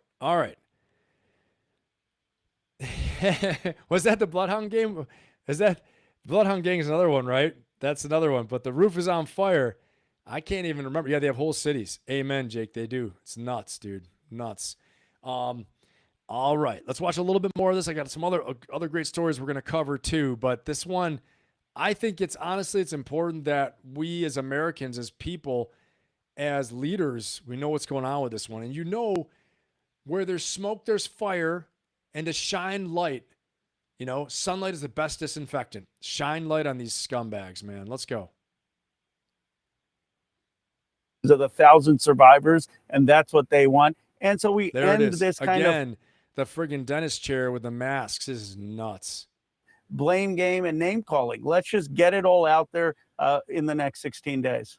All right, Congressman Rokon, I appreciate it. Thank you. For more on this, Sarah Fitzpatrick, a staff writer for The Atlantic, an investigative reporter, joins me. Also with me, independent journalist Tara Palmieri, host of the Tara Palmieri Show podcast. Appreciate both of you being with us. Sarah, what do you see as the significance of these images? I think it's very significant on a couple of fronts. One, I think that we are, for the first time, seeing inside of Jeffrey Epstein's home. It's the place where some of the most horrific sex crimes occurred, and some real, criminal conduct. But I think what's important for me as an investigative reporter is that these images we've never seen inside, and they correspond and speak to what so many of the women who were abused on this island, how they described the rooms, how they described the layout. It just gives them additional credibility for the kind of really horrific things that they have described, not just to journalists, but also to members of law enforcement. Yeah, I mean, Virginia Giuffre, who has died, had said that some of the worst abuse she suffered occurred on this island. Absolutely. It was a place that was hard to get to. You had to get on a helicopter to get to the island, or a boat. It was specifically designed to be a place for pleasure for the powerful and for the weak to be stranded there, to the point that Sarah Ransom, one of the survivors, tried to swim off, even though the current is quite severe. And so you think about that, right? That hit me when I watched this, is that it's a place for the powerful to be bad, right? It's a place where the weak that are taken there are stuck. They're stranded because it takes a helicopter or a boat to get there. And one of these girls dove into these shark-infested waters. Make no mistake, it's warm water. Lots of small type of sharks, not the great whites you have out in the Pacific, but or the Atlantic coast. But in those type of waters, a lot of small reef sharks, bull sharks, things like that. And she took her life in her own hands. Didn't make it, but she dove in to try to escape. Right? It's like Alcatraz. Some creepy stuff. I mean, by definition, an island, that's how you have to get there anyway. I know that other people have islands too, but it's interesting. There's a creepy movie. If you guys can name in the chat, I can't remember what it is, but it's got what's the guy's name? He's a famous, all the girls love this guy, Channing Tatum or something like that. And he's a creepy movie about an island like this, though. I think it's him in it. And he had an ex-Marine as his bodyguard that was this killer as well too. But put in the chat if you guys know what this movie is. This reminds me of that movie. Okay, but the difference was they invited the girls there to have fun, and then they all would get date raped by all these rich financier types. I think this was supposed to be based on Epstein's Island, but the movie, you guys know what it is? Jinx, I owe you a Coke. Okay. Gladly I'll pay. What was the name of the movie though? Do you guys know? It's crazy stuff. Yeah. Yeah. It's insane. Yeah, for sure. Well, to quote Scarface, first you get the power, then you get the money, right? First you get the power, then you get money, then you get the girls. That's what he was saying. Al Pacino was saying as Scarface. But the power, what is power? So Mao Zedong said, find political power at the end of a barrel of a gun. I want you to think about that, okay? Who has more power? Someone who's wealthy or someone who's willing to do violence and has logistics and has means? Okay, you need to think about this. A government is a government because it has a monopoly on the control of violence, okay? When a government loses the monopoly on the control of violence, it is no longer in a position to govern. This is Sociology 101. Max Weber, a famous author on this subject and a famous theorist, Max Weber, okay, talked about the monopoly of violence, okay? And so when we're talking about power, these people had money, right? which people will want this money, this value in order to do things. So the people who have guns and willing to do violence get hired by these people. But the moment the ones who control violence decide they're going to do violence for violence sake to take control and take the money, this is, you see, we're at an inflection point. President Trump talked about it today a bit. We're at an inflection point in our country, and why, defund the police is not such a good idea. As soon as you start losing the monopoly on violence, you can't call the shots on how the world works. Why was Afghanistan all warlords? Why does Africa have so many problems? There's no monopoly on the violence, right? You can't enforce law. Someone can say, yeah, I don't want to follow the law anymore. I'm done with that. And what are you going to do about it? Well, nothing. Can you follow it, please? Unless you have real teeth behind these mechanisms, behind these laws, unless you demonstrate there's a price to pay, then we don't have law and order. We don't have it. So these people have to friggin' pay the price, number one, right?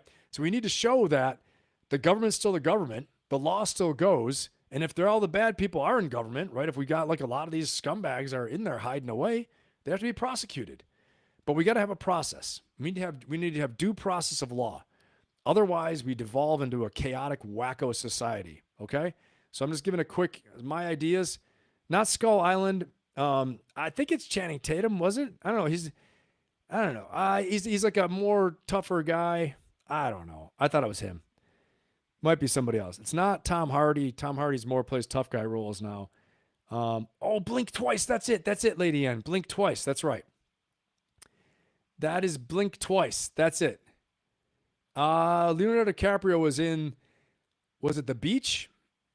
I've been to Thailand a bunch of times, so it was in the beach, but I don't think it's not the same. Blink, that's it. Blink twice. That was it exactly. Watch Blink twice, guys, if you haven't seen it. This is what makes me think of Epstein. This whole island, creepy. The girls are being raped. One of the girls, all of a sudden, one of the girls wakes up from this drug stupor. She's being raped by this scummy guy that was being nice to her earlier, but like they just thought that they were there on a wellness trip, or they won some trip. And anyway, really creepy, but it's a good one to watch. Blink twice. Yep. Okay. That's it, Lady Ann. 100%. Okay, cool. And we got done with our sociology discussion a little bit, Max Weber and control on violence and monopoly violence. Cause we talked about power and money, right? And really, what is power? Power is agency, the ability to make change, to do things, right? Power, the actual equation, means work over time in physics, okay? So if we come from a basic approach of physics, like Elon Musk likes to use first principles and the laws of physics. So let's use the laws of physics. Power is work over time, okay? I know, Jake, you'll appreciate this too as a tech-oriented guy, but, power is work over time. So what work can you do, right? In this case, it's violence. Right? And Mao Zedong saying, find political power at the end of a barrel of a gun. It's a pretty good summary, okay, from a very violent place and violent environment that he was in. Nobody's friend, not a friend of democracy for sure, but a leader who got things done, no doubt. And so, power, money, which one comes first? Some people say money is power. Now you tell that to some violent criminal gang. They will show you that power is power, and you'll give them their money. Okay? Unless you know how to organize and use the money to build your own army. There's a fine line there. Okay? All right, let's keep going. That's why, again, we must have control on the use of force, on law and order, on the monopoly on violence, so that, we don't have people thinking they can take the law into their own hands. They have to be prosecuted. That's why I think this is a good thing. All right, let's keep rolling. I got a lot of stories to talk about. I think we beat this one to death, although I will cover a little bit more. If it's resonating, I think it is. Let's talk about this a little bit more because there's some more good stuff here. All right, here we go. And she was willing to risk her life. That was how terrible the experience was on the island. And we know that Virginia was severely raped on this island. I also would have wished that Virginia was alive today. I would have asked her all about that dentist chair and what that meant and what that was. Because to me, there's something sadistic about it. It's kind of it's bizarre to have a dentist chair in somebody's private house. Also, just no one wants to go to the dentist. There's something dark about it. The masks on the wall. There's a leeriness to it all. It's almost like you're walking through a crime scene. I mean, you are walking through a crime scene. When I see the rooms, they're kind of hotels. Look at these masks. What is going on? If this doesn't tell you that there's some really freaky evil stuff going on, And I want to say that in that movie, the Blink Twice movie, I want to say they put masks on too. There's something else where they're putting masks. Oh no, it's Squid Games. Squid Games. Hold on, I gotta pause it here. Squid Games. Anybody remember in Squid Games when they had the masks, the really ultra rich people came there, but instead of sexually abusing them, they were watching them die and betting on them dying and who would win and, influencing how people would die. Squid Games. That's what it reminds me of too. So definitely Blink Twice, but Squid Games too. Abomination. I 100% agree with you. And yes, I see, Jay, what you're saying. Mao was effective but evil, 100%. And Stalin was too. Stalin, I think killed, I want to say 20 million of his own people, as I understand it. Mao killed 80 million through the Great Leap Forward, where he starved. He instituted starvation. It was a policy of starvation and killed people through starvation. Starved them out. 80 million people of his own people. Okay? That's my understanding. So crazy, crazy stuff. But yeah, Squid Games. All right, let's keep going here. Here we go.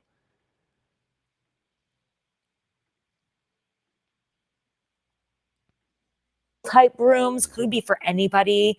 It has just there's kind of no personality other than sort of creepiness to these things. Otherwise, there is this sort of anonymity to it of sort of anonymous hotel room somewhere in the Caribbean. Exactly. And it's interesting. You could even see from the picture of the cameras. I mean, there are cameras everywhere. They're being recorded, you could say, for security, but also what I had heard from the survivors that they believe that they were always being recorded there. Even the statues are weird, like the one by the pool. And I think it's important for us to have this documentary evidence, especially when you have the president of the United States saying this is a hoax, it's a hoax. Seeing is believing. See the place where he lived. And this isn't all just some wealth porn. This is a very perverted man, and you can see it from the way that he lived. Sir, I mean, it is going to be incredible to see what happens with Ghislaine Maxwell, given the interview she gave at Todd Blanche, the weirdness of that interview, and the statements that the president has made repeatedly when asked about this repeatedly, not ruling out automatically. Of course, I would not, pardon or give clemency to a convicted sex offender. Absolutely. I think that speaks to the fact that there are still so many unanswered questions, but it is a pattern that is so unprecedented in terms of how the Department of Justice normally runs. And I think that speaks to how this case. Again, I said it before, I think she's dead meat. I don't think she's going to survive. I think they're going to kill her.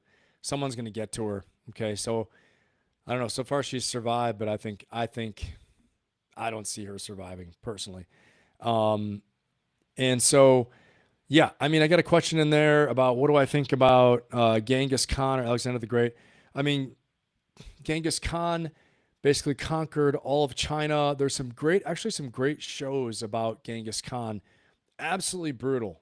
Absolutely brutal. Now, I will tell you in Mongolia, there's so many people related to Genghis Khan of his bloodline because I guess he fathered like, I don't know, 100 kids or 200 kids, something crazy. Put it in the chat if you know, or just chat GPT it, put it in there.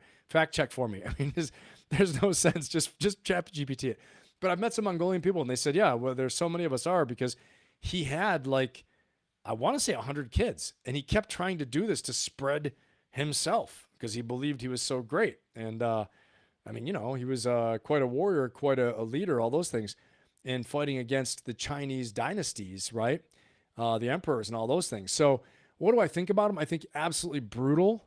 I used to know more about it. It's escaped my mind a little bit, but I think he was absolutely brutal. And, they used to cut everybody's heads off. They used to surround them, murder them, kill them all the way down and really, take it to them pretty hard. And then as far as Alexander the Great goes, hey, awesome, Joe. I'll get to this in a second. I appreciate you, Joe, on the super chat. Yeah, I think Alexander the Great conquered the known world by 19. I think he was the son of Philip of Macedon, King Philip, and he had all of his generals that helped him. And clearly he was an absolutely amazing leader and an amazing war leader and all those things. And so, I I think he led from the front. I think he had great generals. He personally would get wounded in battle and lead the charge. Great electric, charismatic leadership. And, he really spread a lot of Greek culture, right? I'm Greek. My origin, my descendancy is Greek, right? My family's from Greece. Actually, my family was, my father was born, and my family came from about 5 miles where Alexander the Great was born, about 5 miles from where Alexander the Great in northern Greece, right, in the province of Macedonia, of where Philip of Macedon was buried. Okay, so yeah, again, I think Alexander as well too brought a lot of good in the world, but I mean, he killed a lot of people too. So, I mean, you ask the people that he invaded, right, what they think. But that's how it was back then. They believed that they were, changing the world. So, Joe, let's get to this. I hate to say it, but maybe he set creep factor on 10 to get compliance. Ooh, psycho move for sure. Just saying. Okay, maybe. You mean like, now, Joe, do you mean that maybe he set creep factor at 10 to get compliance on something? Like do you mean Epstein? You mean Epstein to get compliance? Just put in the chat what you mean there. Yeah. His creep factor goes to 11. Let's see. Let's see here. Yeah, for sure. For sure.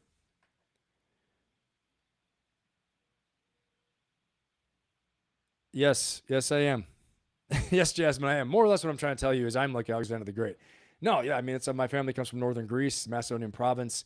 Philip of Macedon, Alexander the Great came from northern Greece, the province of Macedonia area. And so, yeah, so he was, he's Greek, right? He's Greek, but what I'm saying is more specifically, he's Macedonian Greek, right? From the northern province, not the country of Macedonia, but still in Greece, northern Greece, basically. And so, yeah.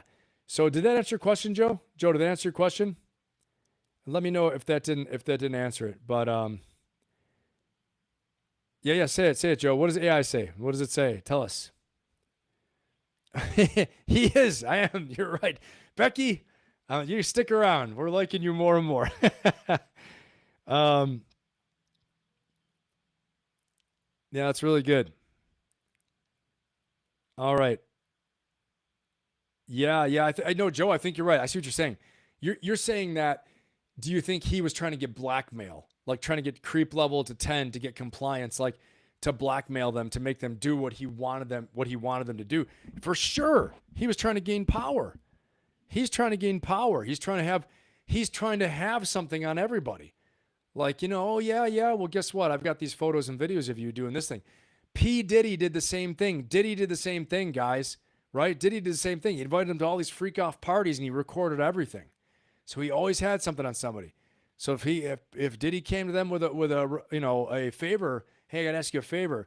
They're like, yeah, because I know I messed up. I was on drugs. I was whacked out. I did some crazy stuff, and I'm supposed to be this responsible adult and law abiding, and I did something crazy, right? So you got to be careful. Always remember, if it's too good to be true, it probably is. Okay, and at the same time, nobody's perfect. I know that, but if it's repeatedly over and over and over again, right? I mean, you got to get yourself out of situations. Don't put yourself in the situation.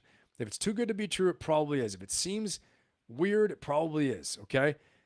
Ask the questions, remove yourself from the situation, okay? All right, let's keep on going here on this. Watch a little bit more, and then we're going to keep on going. Keep on going. Let's see what else they have to say. There's some more good stuff on this, and again, I think it's important we watch this one. Here we go.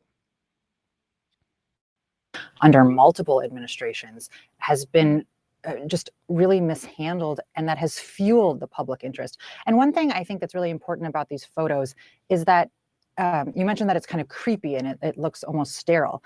That is because these photos were not taken until well after Epstein had died. This was part of the Virgin Islands investigation. And so there was a lot of time for things to be cleared out, for evidence to be potentially destroyed or altered. And so I think it's important that and that's a really important question that I hope we learn in these Epstein files, whatever comes of them, is it's our understanding that there was really never any law enforcement activity, that there were never leads that could have been followed, that there was never surveillance. There were all sorts of things that my sources wanted to do in early investigations into Jeffrey Epstein that they were prevented from doing, which would have yielded really important evidence. And so I think it's important to know that, like, yes, these images are there, but these are very sanitized from what could have been. And Tara, I mean, one of the things that's so, one of the many chapters in this horrific saga is that the people who are now in power, Dan Bongino, Kash Patel, the FBI, were the ones leading the charge when it was a Democratic administration, and they were portraying this as this is, Democrats and a cabal and sort of linking it with, QAnon and that whole conspiracy theory. And now that they are the ones in charge, for them to be the ones suddenly changing their tune and saying, oh, there's actually nothing to see, it's just another bizarre element of like, why have they suddenly? Hey, I didn't realize this. Honestly, I didn't realize this. Holy crap. So you're telling me, you guys probably know it more than I do. All right. But you're telling me Kash Patel and Bongino are the ones who were in charge of the investigation back in the day when it was a Democratic administration, and they were saying it's Democrats, and it's QAnon, it's all conspiracy theory and nothing. And now they're on the dime and they're trying to hide it, right? We got to get a law passed to bring everything out. Smoke, there's fire, everybody. Hey, put a fire symbol in the chat if you think where there's smoke, there's fire, and there's a lot more to see here. There's a lot of people going down on this, I think. That's what I think. And I'll be honest with you, I don't think President Trump is. I don't, okay? I just think that he knew he was a creepy guy, and I don't think that's President Trump's thing.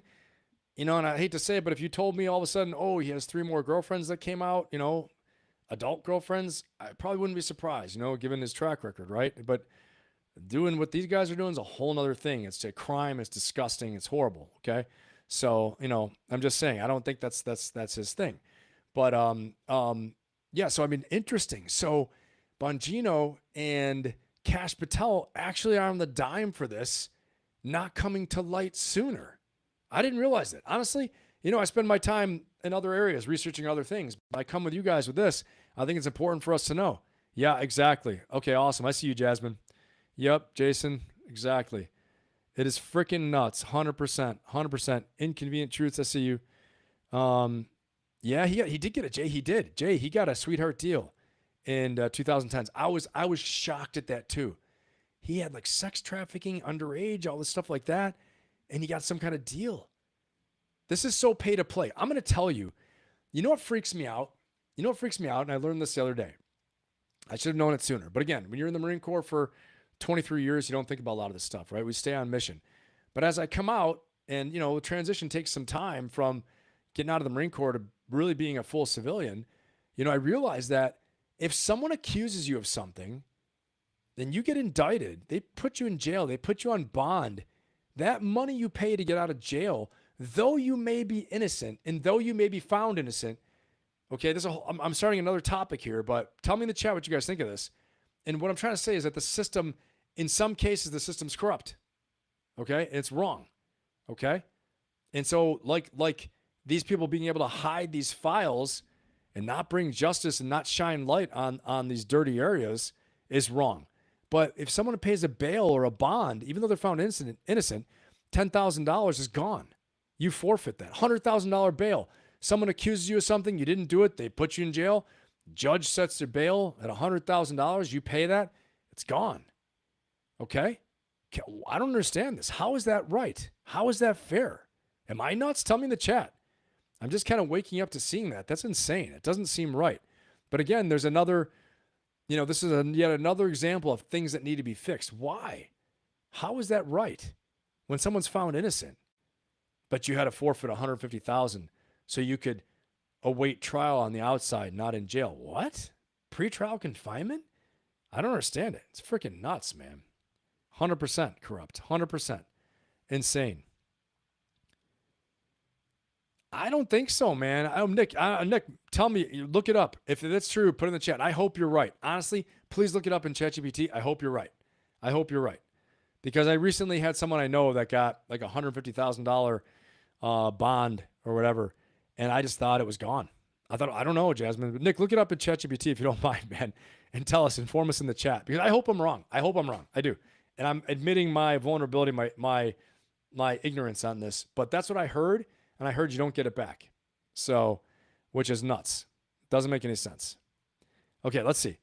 Yep, the scales that justice get tipped, how much you can throw. Yeah, I agree. How much cash you can throw out. If you show up to court on time, you get it back, or they don't seize your house or whatever. You might be right, Nick. I don't know. I'll have to look it up. Maybe I'll have to do a whole other show on this, but that freaked me out too, and just got me on a roll thinking, how could Kash Patel and Bongino have been hiding this before, and they're hiding it again now? It took a law. Oh, there's nothing there. There's nothing there. There's nothing there. You don't have to see it. They're protecting somebody, and I'm telling you what, it's not Donald Trump. I don't think so, because everybody's been trying to kill Donald Trump, literally.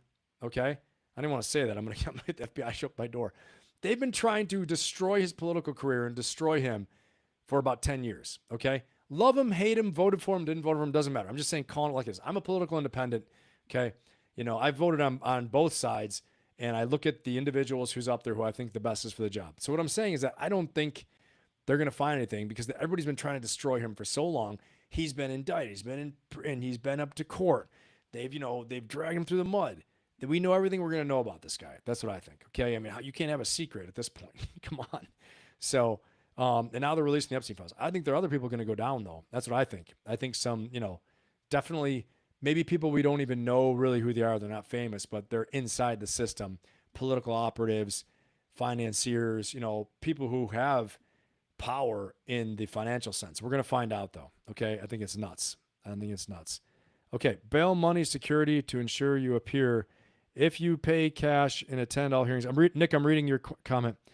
It's usually returned. Okay. Minus fees paid to are non-refundable. Okay. Oh, fees paid to a bail bondsman are non-refundable. Okay. Got it. Okay. Okay. That helps. Okay. So maybe you lose some of it, but not all of it. That's good to know. That gives me a little bit of faith, because I was starting to get a little, little pissed off, honestly, more than a little. Okay. So let's talk about this here. Let's talk about some more. Actually, what we're going to do is we're going to shift topics here. Okay. I know this is a hot one, but I think we beat this one to death, and we're going to shift topics here. Okay. So what we're going to talk about now is, believe it or not, and I think we've taken our attention off this a bit, but Russia and Ukraine are still at war, and it's getting very heated because President Trump proposed a peace plan. Ukraine rejected it, and Putin is pushing. He says he's going to seize the Donbass region in Ukraine, like at any cost. And they're intensifying the war over there. In fact, NATO is preparing for the reality, because I've seen some videos on this and I've seen some news on it. NATO's preparing for the reality that they're going to have to fight Russian troops in Ukraine or outside. Okay, so as we're watching all this Venezuela crap and all these things, I'm telling you, the real deal is over there. Okay? The real deal can happen in Venezuela too, but as I've said before, somebody called me. I was on Nate's show, Valhalla. Someone called me a warmonger, chased me down to my channel and wrote, "You're a warmonger. You're talking about how easily we could defeat Venezuela." I'm like, "Of course we can." What? You just don't know what you're talking about. Whether we should or not, Nate and I both said we should have a diplomatic solution. I still believe that. But could the U.S. defeat Venezuela? I mean, come on, dude. Seriously? Yes, we could. What?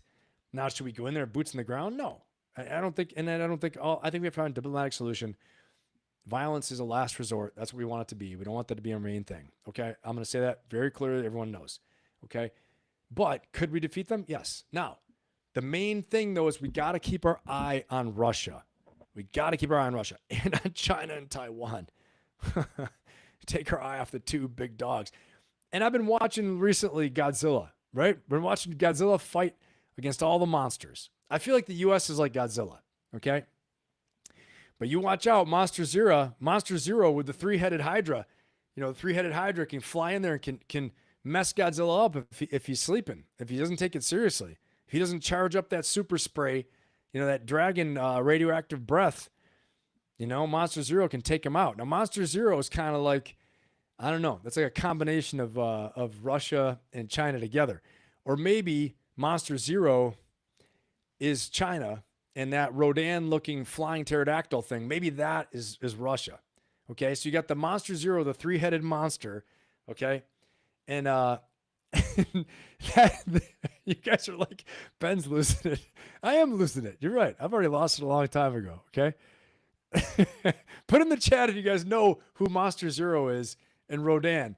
If the U.S. is Godzilla, China's Monster Zero, the three-headed freaking thing, the three-headed Hydra, and Russia's like that Rodan monster, or whatever the other monster is, okay? And I don't want to say, I'm not bringing King Kong into it. I'm just not doing it. I'm not bringing King Kong into this, okay? I'm not bringing King Kong into this. I know you guys want me to.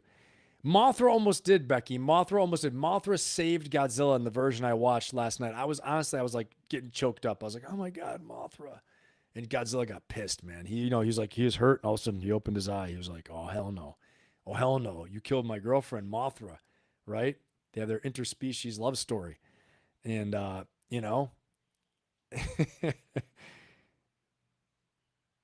what's India Kong? King Kong. Let me see.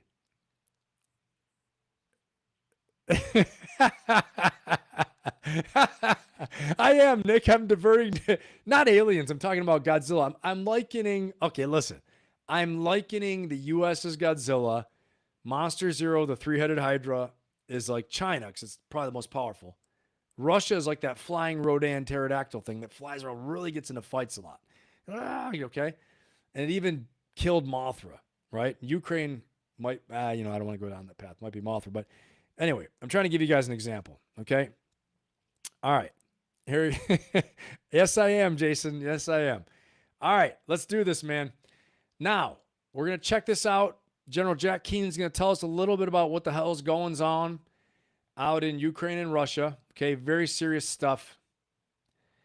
Let's find out what's happening. Here we go.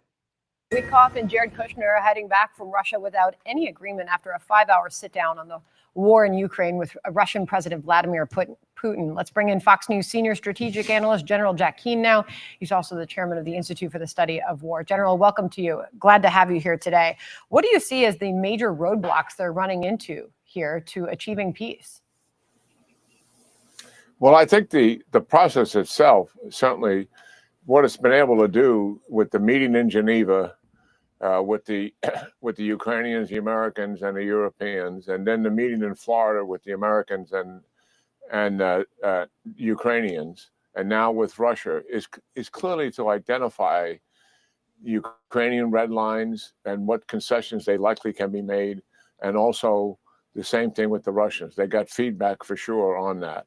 So I think what remaining issues are clearly identified, and then is there some negotiation space to be able to bring them together? That's the answer we don't know yet. But as this unfolds, we're going to get those answers. And let's just assume that the Ukrainians are willing to make some concessions, and concessions over territory, for example. That means they're going to need some kind of security guarantees going forward. And so the people understand that what we're trying to say is the Ukrainians, if they're going to make a deal with the Russians, because the Russians have always said, and believe me, I don't think for a minute, regardless of what deal the Russians make, they change this. Their intent is to take Ukraine and topple it. Maybe not in the near term if they make a deal, but eventually they will do that, likely post-Trump administration. So if that's the case, and everybody believes that, and I believe it, I think the Ukrainians believe it, I think the United States believes it, then you have to put something in place to prevent that from happening, and it has to be enduring over time. And what are we talking about? We're talking about U.S. and European air power. If there's a violation, they would strike. We're talking about forces on the ground on the Ukrainian side of the line to make certain if there's any penetration there, those forces are there, one, to deter it, but two, to stop it, if necessary, supported by air power, and maybe a training unit deep inside of Ukraine from the United States to help reform and rebuild their military and make their defense industrial base as robust as it can. Okay. So you guys can see there's a lot happening right now, okay? And you can see what the general's talking about is he's saying that, okay, yeah, nobody wants Ukraine to have to give up territory, but if this peace process doesn't happen and we're talking about Russia says no, but one of the big points of contention is that these fortress areas around the Donbass region, around eastern and southeastern Ukraine, that they want that to be like basically neutralized and be taken away, and then they abandon that, and Russia can come in and take the area, take the territory. But Ukraine has flatly rejected this proposal, and so that's what the general's talking about. That everybody's coming to the realization that we might have to have a serious training force, U.S. training force, inside of Ukraine. Now, NATO and U.S., okay, well, I should say U.S. is part of NATO, but U.S. and European air forces may have to be the ones to eject the Russian forces from Ukraine, including boots on the ground in Ukraine, okay? And again, we're focused on, we're focused on a lot of other things, but meanwhile, real World War III stuff is brewing, okay? And if we don't think this could alter the course of history, we're wrong, okay? Especially given the drone warfare, especially given the changing nature. The nature of war stays the same, okay? I'll quote von Clausewitz, okay? Karl von Clausewitz was a Prussian, operations officer, historian, theorist, okay, that followed the campaigns, okay, against Napoleon. And he wrote about the Napoleonic campaigns, and he talked about the nature of war staying the same, but it's the actual tactics, tools, techniques, and strategies that change, okay? And the nature of war, meaning that it's violent, it's inherently human, there's chance, there's risk, okay? It has the will of the people, all these different things. There's the trinity of war, all those things like that I won't get into right now. But what I want to say is that war is inherently chaotic. There's the fog and friction of battle. And oftentimes when war starts, we don't know where it's going to go. That's why we have to be so smart about if we choose to start a war. And I'm here to tell you, I know there are many people that are, saying no more foreign wars, no more this, no more that, okay? But the only thing with that is that if we capitulate to Russia's will because it's not on our shores and it doesn't have anything to directly do with the United States, I'll tell you what, man, if Russia decides to flip Europe and take it over, it's not going to be good for us in many ways, okay, politically. And it won't be good for us in many other ways, financially, economically, all these things like that. And what you end up with then is you end up with a whole changing of the global economic order that we built after World War II with the Bretton Woods Accords, all these things. We built the IMF, the International Monetary Fund, right? The IMF. We built, all these systems and all these mechanisms to basically make sure that we don't have another major conflict like World War II. We don't have World War III. World War II was the single largest destructive event that the world has ever witnessed. We don't want another one. The next one might be AI driven, right? From where the robots are wiping us out. But at least we won't have humans wiping each other out. That's the plan, okay? And I joke a lot and I kid around, but what I'm saying is that it's a sad thing. It's a horrible thing. But we have to think strategically. We have to think about, we have to think about our interests, our core vital interests as a country. Is it in our best interest to make sure that, that Ukraine isn't taken over by Russia? These are the questions. I'm not going to argue one way or the other right now, okay? But I'm going to say these are the questions about, protecting the economy, protecting our way of life. And this is the things that we have to do by strategy, okay? We have to take a look at these things and make a decision. But the bottom line is that we'd be very careful before we get into any war. We commit blood and treasure, our own people. Our greatest treasure is our youth, and we put our youth on the line. We put our country's future on the line. And here's why. Many, many great countries, great nations, great states, including empires, okay? And one could argue that the United States is an empire, all right? Maybe people don't want to hear that, but we can argue it, okay? We had a unipolar moment in the world where the United States was the premier power in the world in the in the 90s, okay? Basically for about a 10-year period or so, it was the sole superpower in the world. Now we have a multipolar world again with Russia, China, okay? Even India rising. India will be the largest economy in the world very soon, probably in about the next 10 or 15 years, 20 years, we'll have the largest economy in the world along with China. They will surpass the U.S. economy, okay?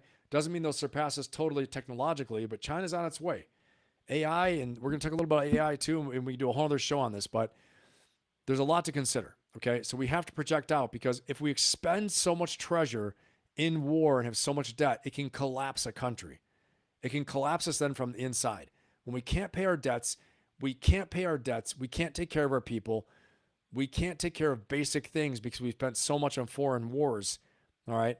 It can collapse us internally, where the country's in shambles, basically, and it's no longer a player in the world, all right? So that's kind of how that stuff works. But that's why Russia matters. That's why China matters, okay? And, allies and partners protecting the global strategic lines of communication where the shipping trade flows. Trade is what has made the world so much richer. But if someone controls the trades and puts tariffs on them, like right now, we're the one calling the shots on the tariffs, right? We are. We're calling the shots on the tariffs because we're the big dog on the block.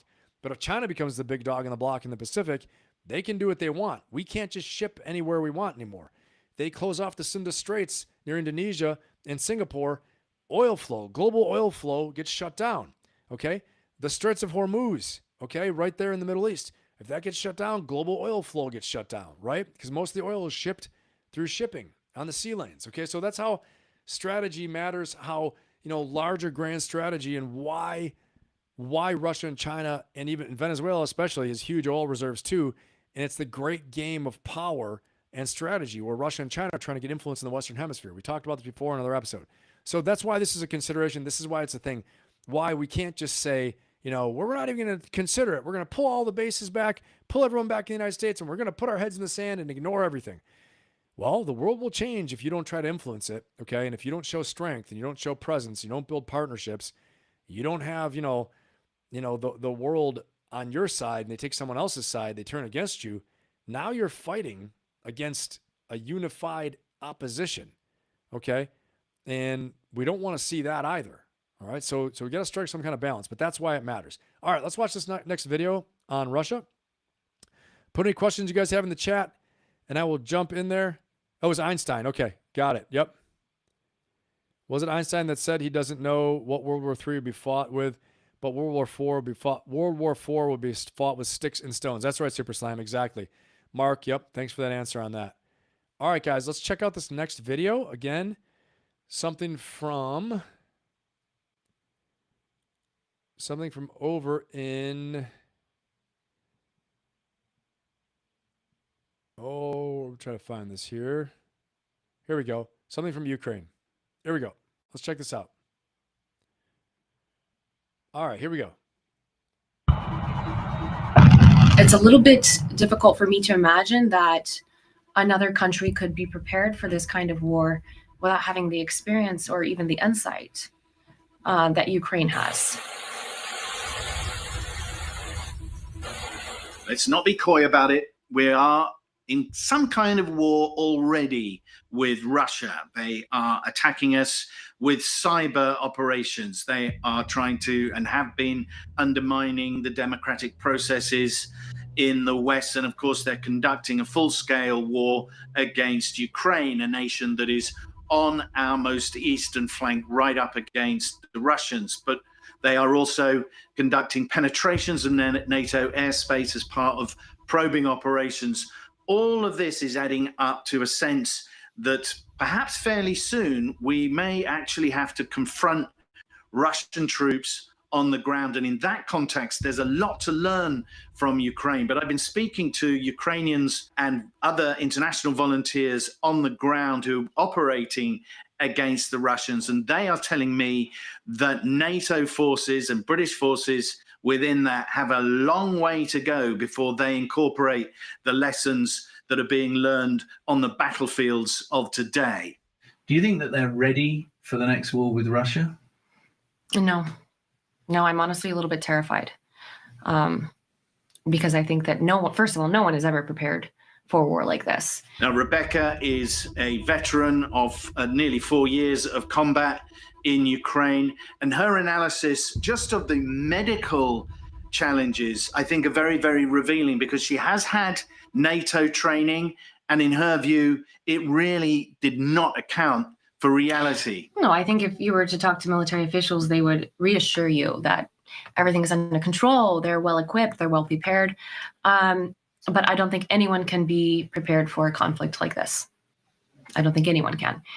And what's concerning to me is while they're offering these trainings, which I'm very grateful for, like these allied forces are offering trainings to the Ukrainians, I think it would do them well to also take some information and training from the Ukrainians. All right.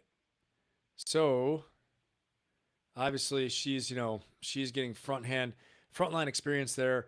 What's going on in the war in Ukraine, but the one comment she said that I don't think anybody can be prepared for a war like this. Well, clearly she doesn't come from a professional military background. She got her training in NATO, and even if she was in the U.S. Army before, which she didn't say she was, I think she was a doctor that went over, joined to serve and to help out and got NATO training, but she doesn't have, military experience. So can other people be prepared for a war? Yes. Will war always shock you? Yes. Will carnage and all these things always shock you? Yes. But, do we have experience in warfare? Yes, we do. Okay.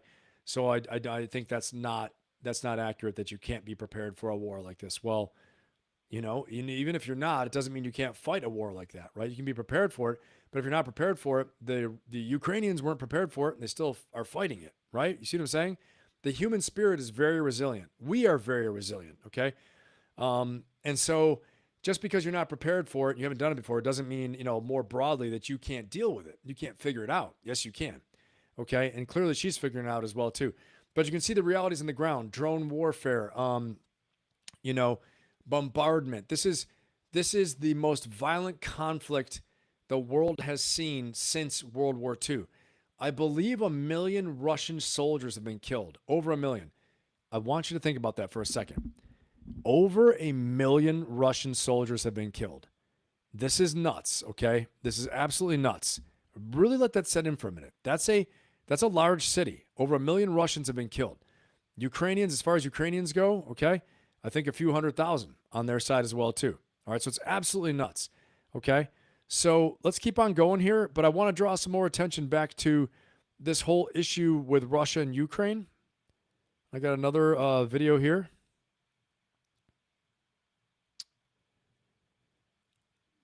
Actually,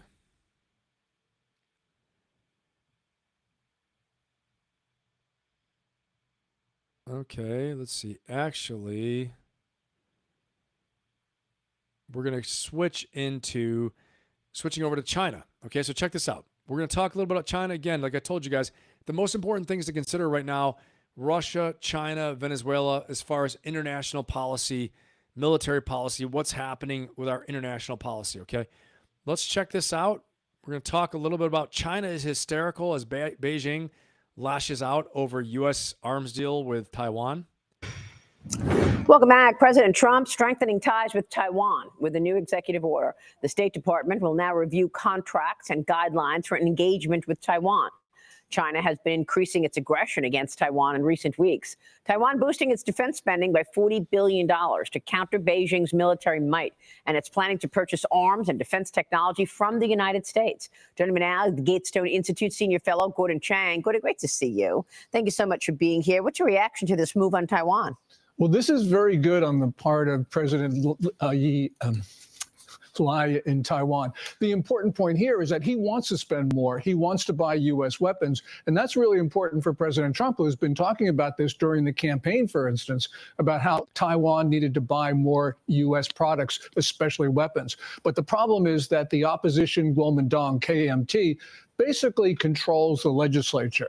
They're the largest party there, and with their coalition partner, they're able to block and water down defense spending. So it's going to be a really important test to see what happens in the legislature. Well, President Trump is making a lot of very positive moves to push back against the aggression from communist China. And one of them is partnering and strengthening these ties. But China's foreign minister met with his Russian counterpart in Moscow yesterday to reaffirm their global partnership. This coming just hours after U.S. and Russian officials negotiated for 5 hours at the Kremlin yesterday, coming out of that meeting with no agreement. All right, this is significant. I'm going to rewind this for a second, okay? Here we go. This coming just hours after U.S. Oh, here we go. But China's foreign minister met with his Russian counterpart in Moscow yesterday to reaffirm their global partnership. This coming just hours after U.S. and Russian officials negotiated for 5 hours at the Kremlin yesterday, coming out of that meeting with no agreement on Ukraine. We're still waiting here, but it's interesting to see these red lines being drawn with China cozying up to Russia, continuing to. Yes, and it was. All right. So I think it's important to note that, do you think that was on purpose? What do you guys think? Put it in the chat. Do you think it's on purpose that all of a sudden Russia's meeting with China immediately on the heels of the meeting with the U.S. to negotiate for peace in the Ukraine? Remember what I talked about before. When you're trying to negotiate, it's best to negotiate from a position of strength, okay? I've heard it said, U.S. ambassadors say this, that it's easier to negotiate when you have a carrier battle group, a U.S. carrier battle group with an aircraft carrier sitting outside the window off the coast, okay? So it's the same type of thing. It's easier to negotiate when you know they have a scheduled meeting with the Chinese right after this, all right? And we've just been drawing these hard red lines with China to say, you can't do this. You can't, we're going to bolster the defenses of Taiwan because of your posturing and your growth and your defense spending, okay? So we're going to show that it's going to be not as easy as you think to invade Taiwan because they just increased their spending by $40 billion, okay? That's significant. That's not small. And yes, Taiwan's facing China, but, with U.S. backing and plus Taiwan inherently making itself more stronger, right? And this is what I'm talking about, this great game, guys. And we're talking a lot about U.S. politics. Epstein files are significant because rot from within is not good for our country. But when you think about this strategic stage, there are people out there, countries out there, populations and states that either A, don't like us, which I think some of them don't care, or they don't like our government, or they don't want the U.S. to have their power in their backyard anymore. I can say that, slap the table 100%. So as they see the U.S. in turmoil, we're going to Venezuela, we're focused on Russia, right? The economy, what's going on, right? People are fighting at home and we're fighting amongst ourselves. China's inching closer, putting pressure, right? And so you don't think that they're talking about things like this, having top secret meetings? I think we have to assume they are. If we don't assume the worst, right? Hope for the best and prepare for the worst, right? And then obviously we have to look at our assumptions, things like that, and make sure that we don't trigger some type of war. And there's something called the Thucydides complex, okay?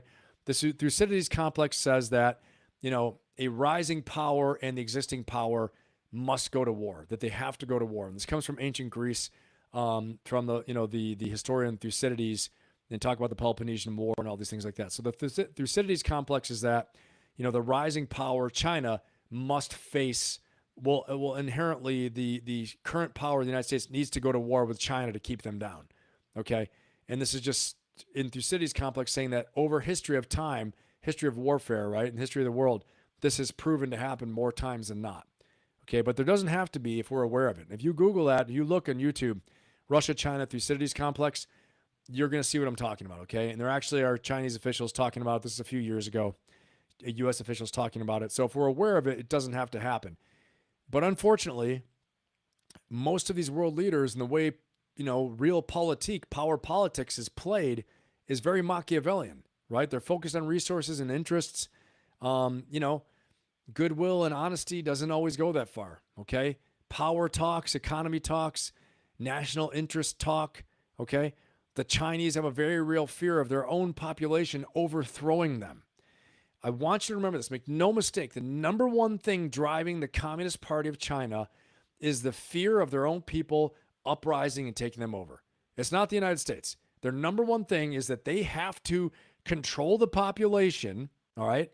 That's the number one thing. Otherwise, the mandate of heaven will be lost. This is old ancient Chinese dynasty things, right? From ancient Chinese history and old, and past Chinese history, hundreds of years ago and thousands of years ago, all right? That when an empire loses the mandate of heaven, an emperor loses the mandate of heaven, a dynasty loses the mandate of heaven, that they will be overthrown by the people and by natural disaster. So war, natural disaster, and the people will overthrow them, okay? So the United States plays in the war, right? But the people, if they uprise, they're not happy, they're not taking care of them, or they're not controlled, so they can't be too totalitarian, the people will uprise. It is in their national culture, okay? That at some point, 200 million Chinese rise up, okay? Or 1 billion Chinese rise up and overthrow the government. The 10 million party members aren't going to stop them, including the army. They're not going to stop them because the army, a lot of times, are poor people too. They might turn on the government. So make no mistake, this enters in their strategic calculus, okay? So when President Trump puts more pressure by making Taiwan stronger, it makes it harder for China, right? But don't think for a moment they won't make the U.S. into such a demon to the people that they have nationalistic pride and they make a foreign war a distraction to the population so that they can maintain power. It's the oldest trick in the book for power politics, to maintain power and totalitarian power in a government, is to start a foreign war, make a distraction, start some type of trouble, name a common enemy, the United States, the evil United States, right? So that's all there too, all right? And obviously, Russia right now, I'm going to say 100%. I've said it before many times in the show in the past. Putin needs to win this war.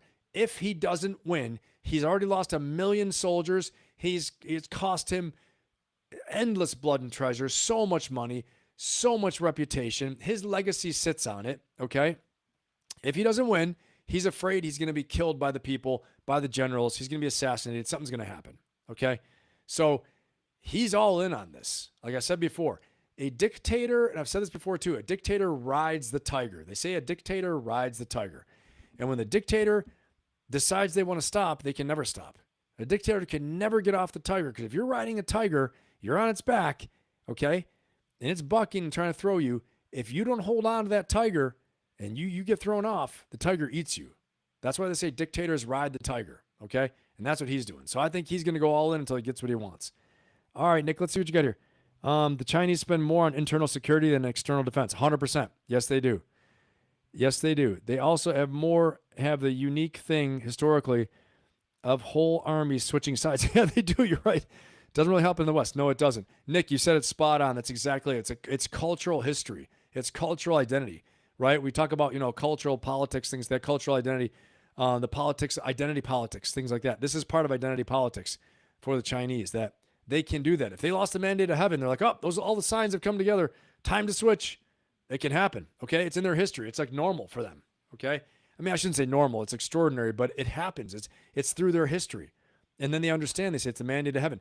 Even though they may say they don't believe that anymore, they do. They believe legend and myth and all those things, okay? That's kind of like, Americans, we still have the frontiersman ideology. We still have the frontiersman myth of the frontier, of cowboys and things like that we're rebels and we're tough and we're rugged. Even if you grew up in the city, you think that's still, I'm an American. That's in my, it's our national fabric, right? All these things like that, okay?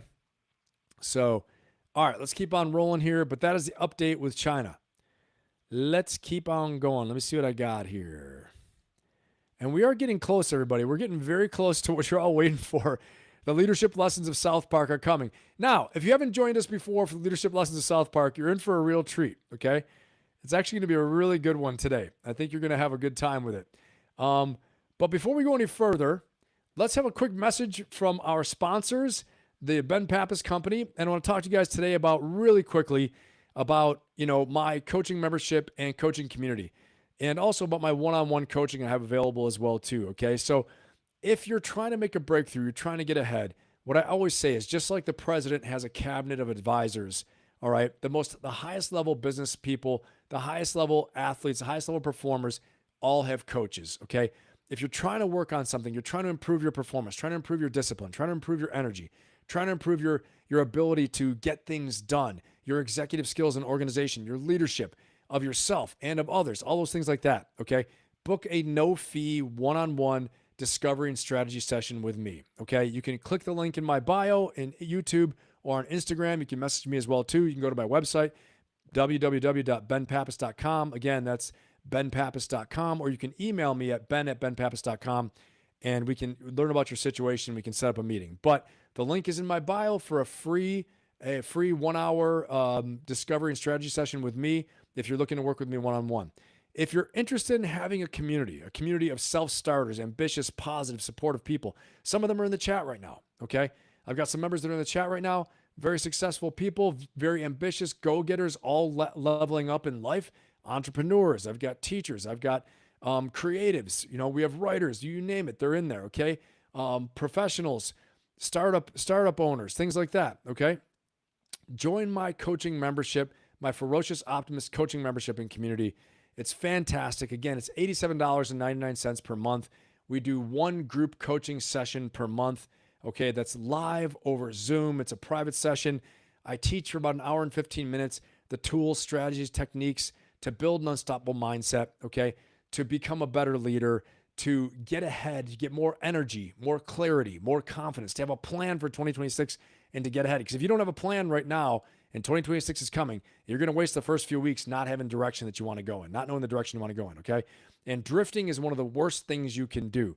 You want to have clarity, confidence. You want to be performing in a way where you have know-how and a blueprint to succeed and know how to take massive action over a sustained period of time, okay, and to create the transformation and breakthrough that you want. And also work on that unstoppable mindset through my own personal philosophy of ferocious optimism, which means also developing what I call the combat mindset, to go harder than you've ever gone before, go further than you've ever gone before, do more than you've ever done before, okay?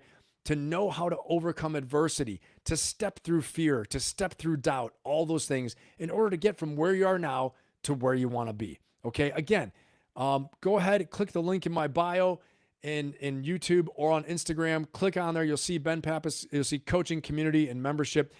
Click on there. It'll take you to a landing page. You can learn much more about it. There's a video, a short video, 5 to 7 minutes in there. It'll take you inside the membership, inside the community, okay? And the community is a daily thing, right? And you get to learn more about how it all works. But the community is fantastic, uplifting people. We have a daily chat. We have challenges, okay? And it's a place where you can DM me, and I can coach you from the DMs there with inside our own private community, the Ferocious Optimist community. If you're ready to invest in yourself, okay, it's Christmas is here. Give yourself the gift of personal development. Give yourself the gift of a guide, of a mentor, of a positive, supportive community that's going to take you from where you are now to where you want to be. All right? Okay, so again, or you can email me with feedback, ben@benpappas.com. Again, ben@benpappas.com. Or click the link in my bio in YouTube or on Instagram on the link tree. You can set up that no-fee discovery and strategy session with me if you're looking to work with me one-on-one, or if you want to just learn more about working with me also in the community and the membership. Let's link up there and get that session. We will discuss what your situation is and find the best strategy for you to get ahead.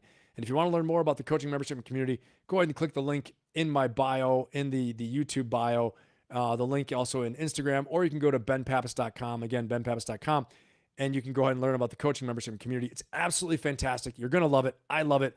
Everybody that's been in there has loved it, okay? I've got testimonials of people that worked with me on benpappas.com at my website, testimonials from people that have worked with me in LinkedIn. Go to my LinkedIn. You can read all the testimonials. You know, on LinkedIn, you can't put those there yourself. Okay, people have to put them for you.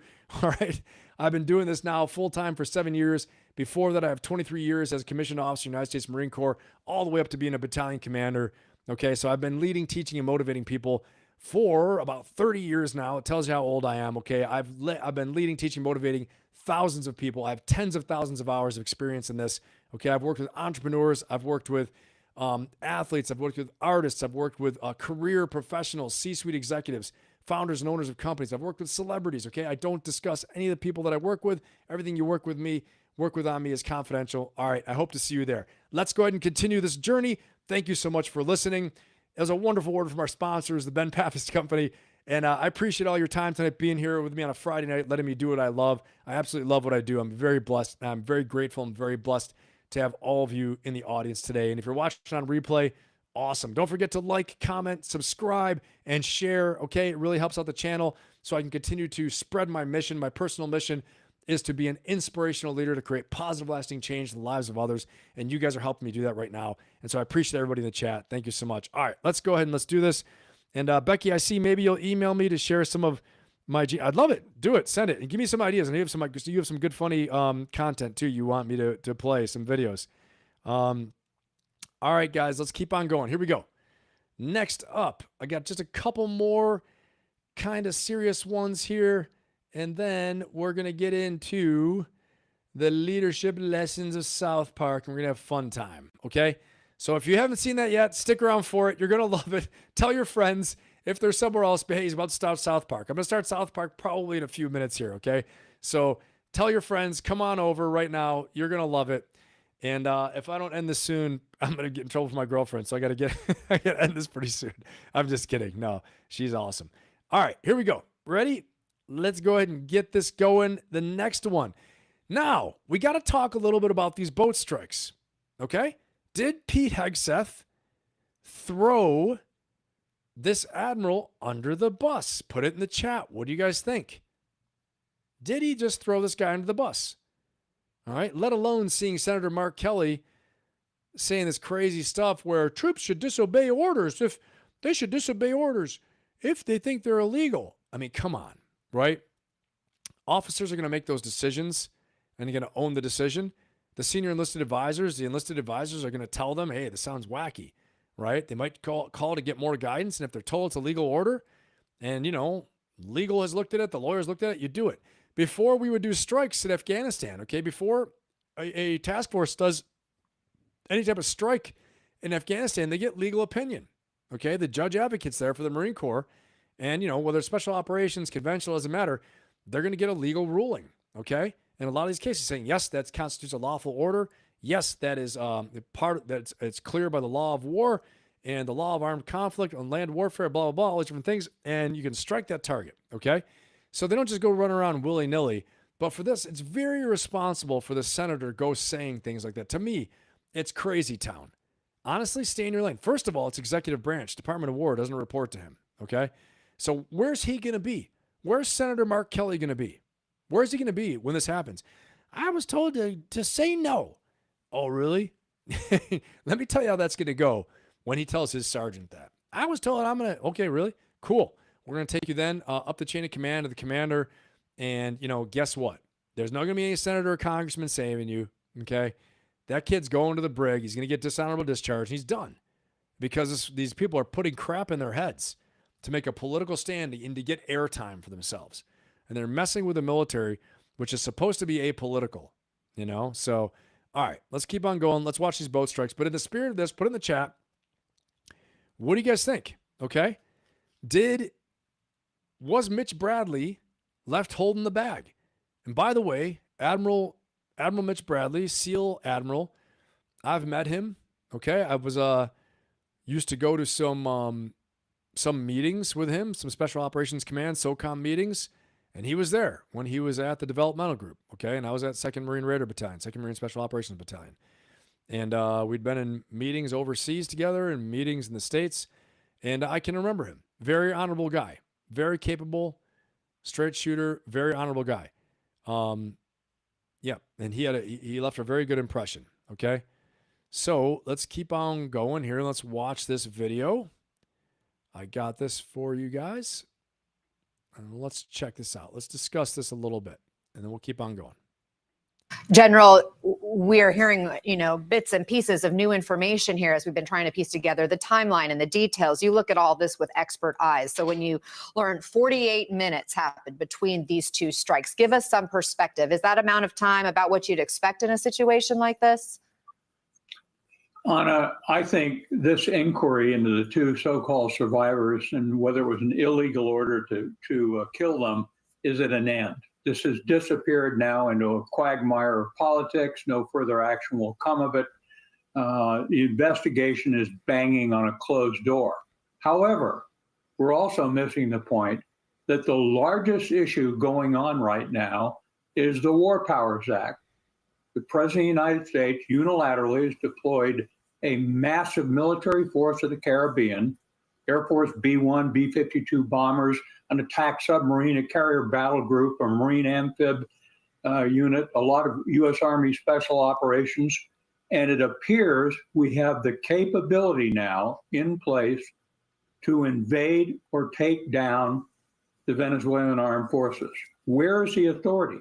48 hours, the president has to notify Congress he's intending to conduct military operations. Then at most, he has 60 to 90 days before he must withdraw forces with a concurrent congressional resolution. There is no law here. We're looking at government by decree. Okay. So first of all, I noticed it's MS Now. It used to be MSNBC. So I do know, I realize what kind of I'm getting into here with, which way they're leaning. But I want to say this, that the War Powers Act, okay, and Article 2, basically that the DOJ had 150-page findings saying that due to the cartels sending drugs in this Cartel de los Soles, which at the head of it is Maduro, okay, the president of Venezuela, who lost the election but has retained power. Go figure, imagine that, right? Dictatorship, okay?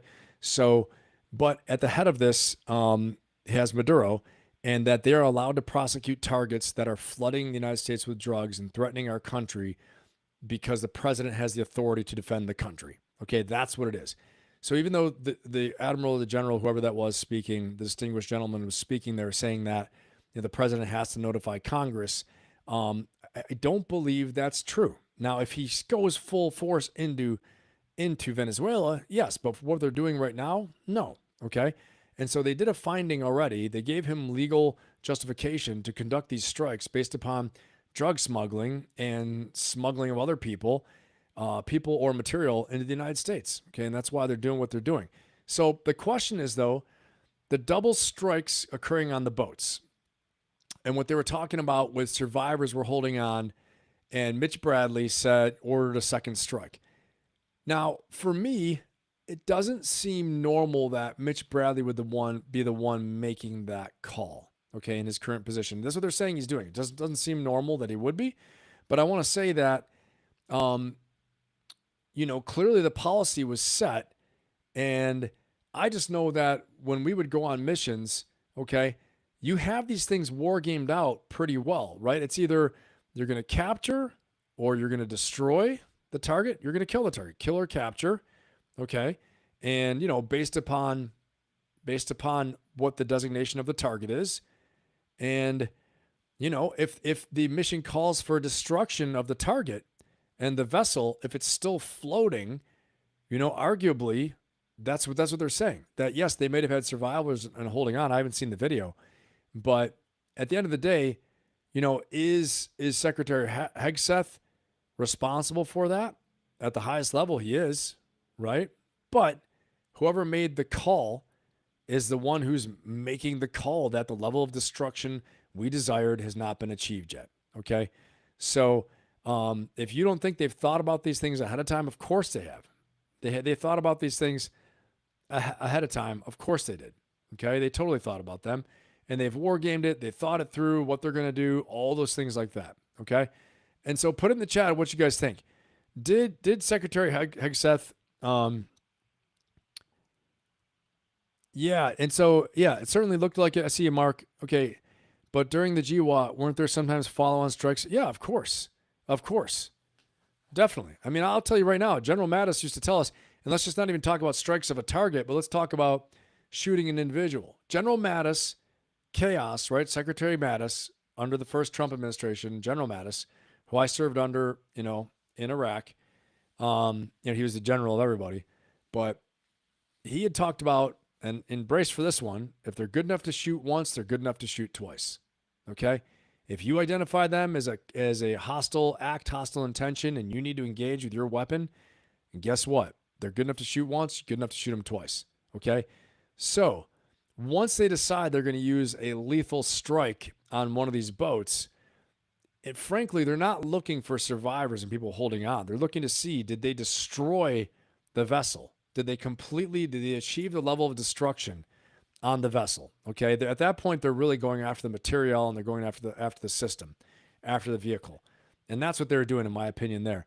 And so I know a lot of people saying, like, Hegseth is saying, he's saying the admiral made that call. Well, he did, because he's the tactical commander. And even down, there's a level below that as well, too, So, and I don't know how tightly they're controlling this. I need to take a look at that, at what level the calls we made. They're all saying he's the one. But let's see here, Nick. What are you saying?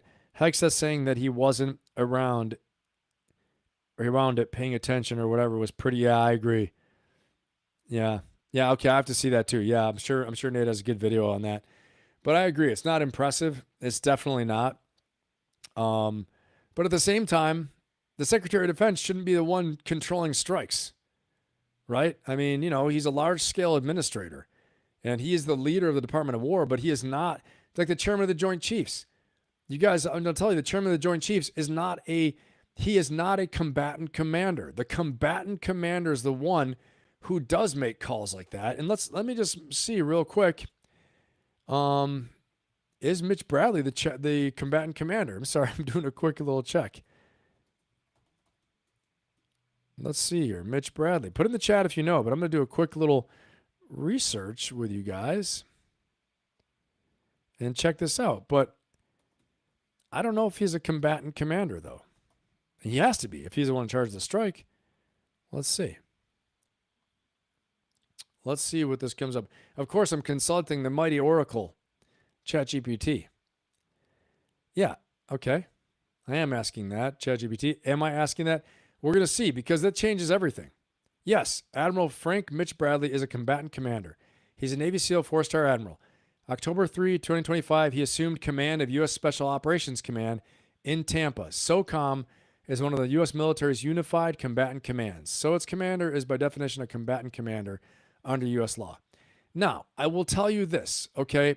At the time of September 2nd, the drug boat strike, Bradley was the commander of Joint Special Operations Command. Okay, well, there it is. Okay, so he was the JSOC commander at the time. So a month later, he was promoted to commander of U.S. SOCOM. Okay, that makes sense. That makes more sense. Okay, because usually there's something called a Theater Special Operations Command under SOCOM, right? And that's the Theater Special Operations Commander who would control these strikes and do these things, okay? If it was an Air Force Special Operations Command, asset conducting a strike, okay? So, but if it was, Big Blue Navy conducting it with one of their aircraft, then it's someone else. So there's a lot of, the authority lines, but I guess it was under a JSOC strike, apparently, from what they're saying. So he's the one, owning the bullets on that one, basically. So that's my opinion of it. Do the combatant commanders report to SecWar and not chairman? Yes. Yes, they do. The chairman is like the administrative head, but the combatant commanders actually report to the Secretary of War. Okay? So they do. Unless things have changed since I was in. But that was eye-opening too, because I always thought the chairman of the Joint Chiefs of Staff was the biggest thing. But he is basically an advisor on manning, training, and equipping the military, okay, for each service. So he is the chief advisor to the president and to the Secretary of War, back then Secretary of Defense, Secretary of War, for man, train, and equip, okay? But he is not the one he's not the one talking. It's a political position, really. It really is. The combatant commanders are the ones who are actually out fighting the wars. They're actually the ones who are out there responsible and accountable for the success of the mission in the theater, okay? And they usually are 4-star of equal level as the chairman of the Joint Chiefs of Staff, okay? So hopefully that answers your question, Mark, for sure. All right, let's keep on rolling here, guys. We got some more stuff to talk about here. But the bottom line is more to follow on that. Okay, there's gonna be much more to follow, and we're gonna keep on talking about this stuff as we'll watch a little bit more right now. And again, I know this is MS Now. Bear with me. Let's see what he has to say. But we have played a lot of Fox and CNN, so we're balanced on here with what we're showing. But again, take this with a grain of salt right now, because he is gonna lean into a way that will call into question the decisions that were made. All right, so here let's watch this real quick. A little bit more. And here we go. Government by whim. We're on the verge of a war, unauthorized, not supervised by Congress. You are right. There are so many layers to this story and so many questions about the authority of the actions this administration is taking. If we're talking about these September 2nd boat strikes, that alone has drawn questions about whether there could be war crimes, which is why I think it's important for us to drill down here. We've now heard from the secretary and lawmakers who, have all now seen this video, and yet we're hearing very different versions or perceptions of that same video. Okay. All right. So in my opinion, there are no war crimes. Okay. In my opinion, I'm just saying, if one of the things that was given, years ago in the global war on terror the GWAT was limited strike authority, LTA, okay, limited targeting authority. and they could declare a target hostile and, and set up for destruction and killing, right? And so however they want to slice it, they would strike this target. Once that target is identified as, an authorized target, you are trying to achieve a certain level of destruction, like I said before. And so, of course, you see whether they had authorization. Yeah, I mean, the president gave the order. So whether they're war crimes, I mean, they have a DOJ finding. They have Article 2 of, the War Powers Act to protect the country and to do what's necessary. And in this case is to strike the drug boats. That's why they're doing it, like I talked about earlier. So I think they're making a lot of noise right now. I don't see this as being like, war crimes. I mean, especially striking it from the level they struck it from and knowing what these people are doing is different. Like, okay, so if they went and they hit a cruise ship and Mitch Bradley is like, yeah, hit him again. They're like, no, boss, hit him. Okay. And they blow him up. Okay. We're talking war crimes, right? But let's be honest, right? The General Mattis rule applies. I hate to say it and call me crazy, but they're good enough to strike once. They're good enough to strike twice in that case. Okay. So, this is my opinion. Again, you're talking to the Marines coming out here. Okay. But the lawyers can sort all this stuff out, and if you don't think that there were 1,000 lawyers involved in all this, a lawyer down at JSOC has lawyers. Southern Command has lawyers. Lawyers are running all over DC. Lawyers in the DOJ made the 150-page document that's supporting the president's use of Article 2 to basically do what he needs to do to defend the homeland from the drug runners, from the Maduro regime. And now Maduro's scared as hell. We talked about this already because he is the head of the Cartel de los Soles, right? So that's what's going on. I don't think there are any war crimes on it. It's not nice to hear. The business is ugly, right? And the guys who are doing it, it's ugly to them too. It's ugly all the way around, but it's, it is how it goes. If you're someone running drugs in a boat, you're taking your life in your own hands for sure. Okay. So, anyway, that's what I think. I don't think there are going to be any war crimes come out from it. Will there be a policy change? Maybe we don't strike boats anymore. I don't know. We just struck one today. I just heard we struck one today. Put it in the chat. Am I wrong about that or am I right? Did we strike one today? I think we did. Tell me. All right, let's see. Yeah, Mark, exactly. No war crimes. Many people talking that do not know war. I agree. Inconvenient truths. Yes. The View had an opinion? Seriously? Bill Maher made so much fun of The View. Did you see that, Inconvenient Truth? Did you see that? Bill Maher said, where was The View? The View has an opinion on everything. And they didn't have an opinion when Jimmy Kimmel was shut down by President Trump. They had nothing to say for a week because they were terrified of getting shut down. And there was everybody else, Stephen Colbert, Bill Maher, everybody else, calling out this fact saying, you can't shut down comedians, right? And there's The View. The View has an opinion on war because nothing's going to happen to them. But they didn't say a damn word about President Trump. They were afraid. Bill Maher, I don't know if you guys saw that. When Bill Maher said he was giving Trump a hard time, right? President Trump. Now, he's had him on as a guest before. He's had lunch with him or something like that. And he really says good things about him, okay? And again, I'm a political independent. I'm not, one way or the other. I'm calling it like I see it. I like some things about President Trump, other things I don't. I like some things about the administration, other things I don't, okay? And I'm just going to hopefully be as honest and open with you guys as I can about it. But Bill Maher said, he's like, and you tell Trump, if I saw him and he was right here, I would tell him, wow, you look great. Did you lose weight? He was so funny. But yeah, these people on The View, that's nuts, Inconvenient Truth. I can't believe it. Oh my gosh. Yeah, it's wild. Let's see what else we got in here. Yeah, let's see what else we got in the chat here, guys. All right. Well, I appreciate you guys being here. Let's keep on rolling, okay? A lot to cover here. And we got another little story to talk about. Again, before we get full out into the most important part of the day, we're almost there. Almost there. Leadership lessons in South Park are coming. I got another funny as hell video for you guys too. Tell your friends. It's going to be a good one. Okay, let's check this out. Now, have you guys seen the battle President Trump is having with Ilhan Omar? Okay, the Somali-born congresswoman who's a U.S. citizen in Minnesota. It's pretty. I mean, I don't know, man. It's pretty nuts. It's pretty nuts. Some of the stuff President Trump says, some crazy stuff. Like, he told that one reporter, "Are you stupid?" Yes, because you're a stupid person. You're a stupid person. And you see the woman's mouth just go like, I mean, what do you say, right? It's insane. So anyway, but let's check this out. Okay, let's see. And then we're going to decide. We're going to see who's right here. I didn't even know who Ilhan Omar was. I knew she was the congresswoman that had the thing on her head. Okay, Muslim. But let's see. She's been vilified a lot.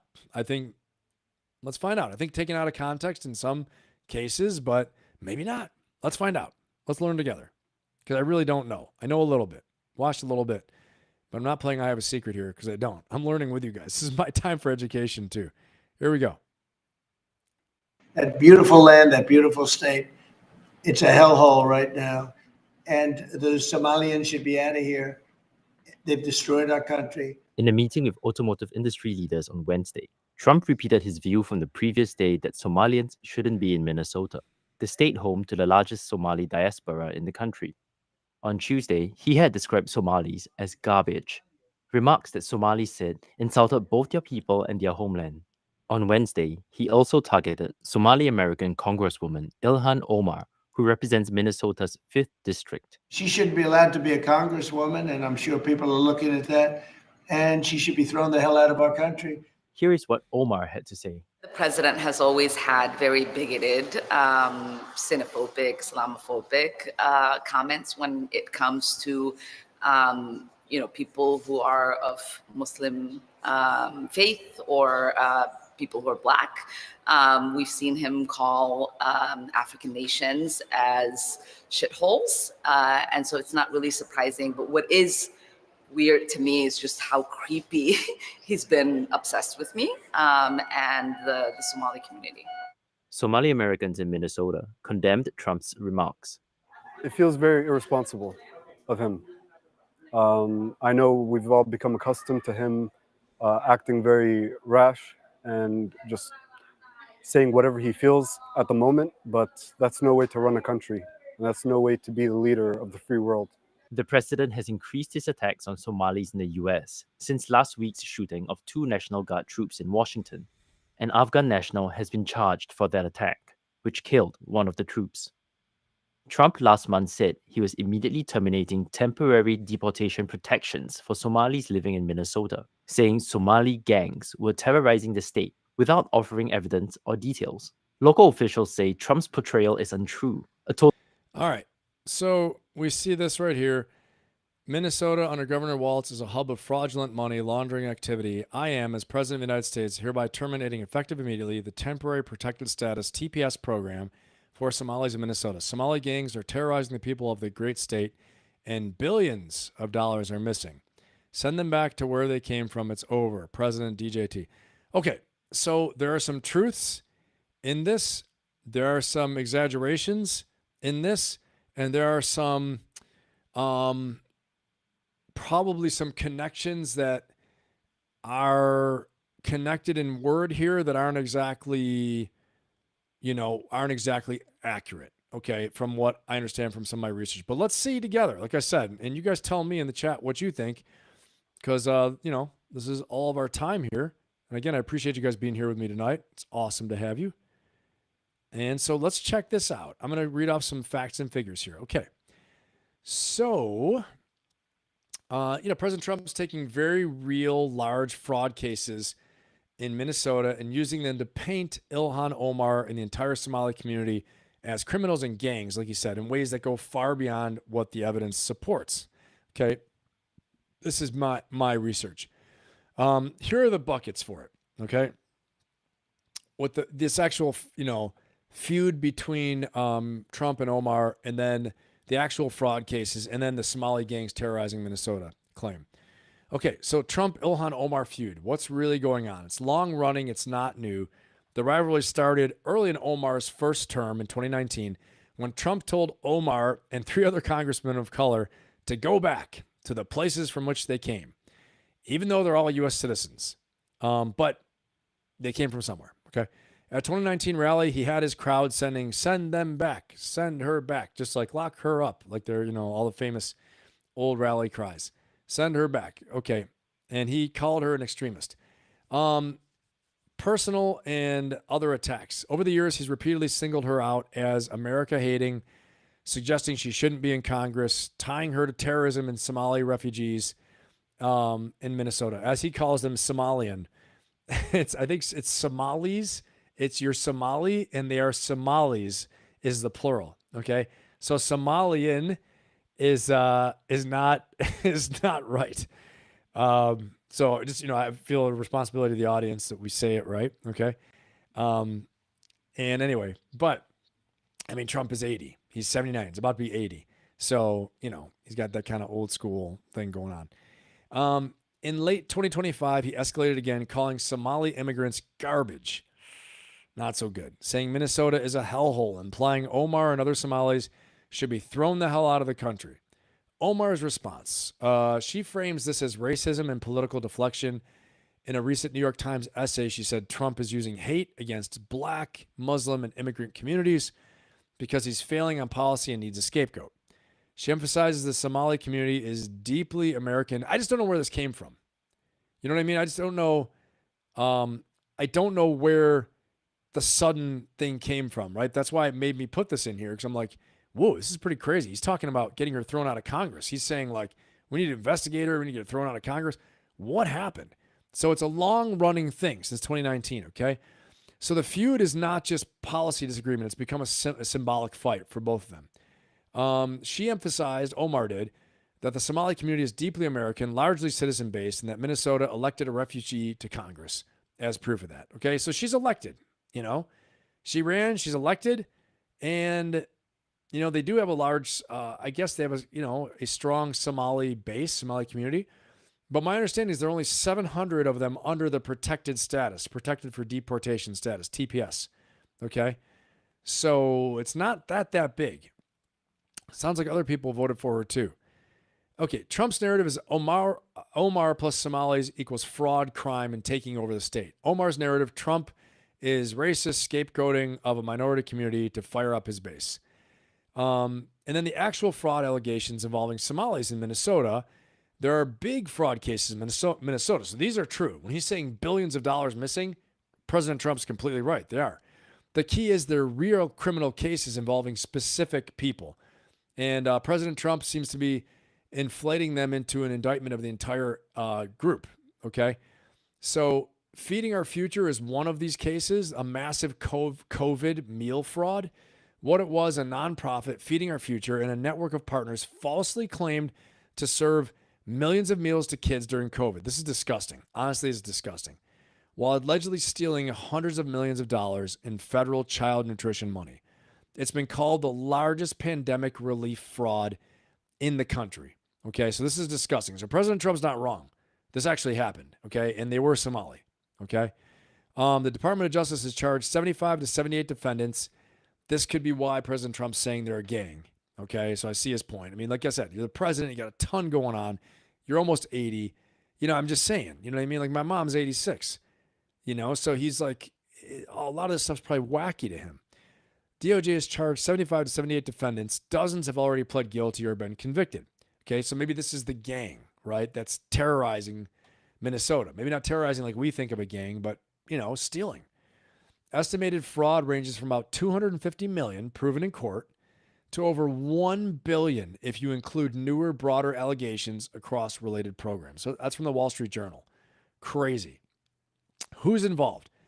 Many, but not all defendants are Somali American, including some business owners. The main nonprofit founder, Amy Bach, is a white Minnesotan. So she's in it too.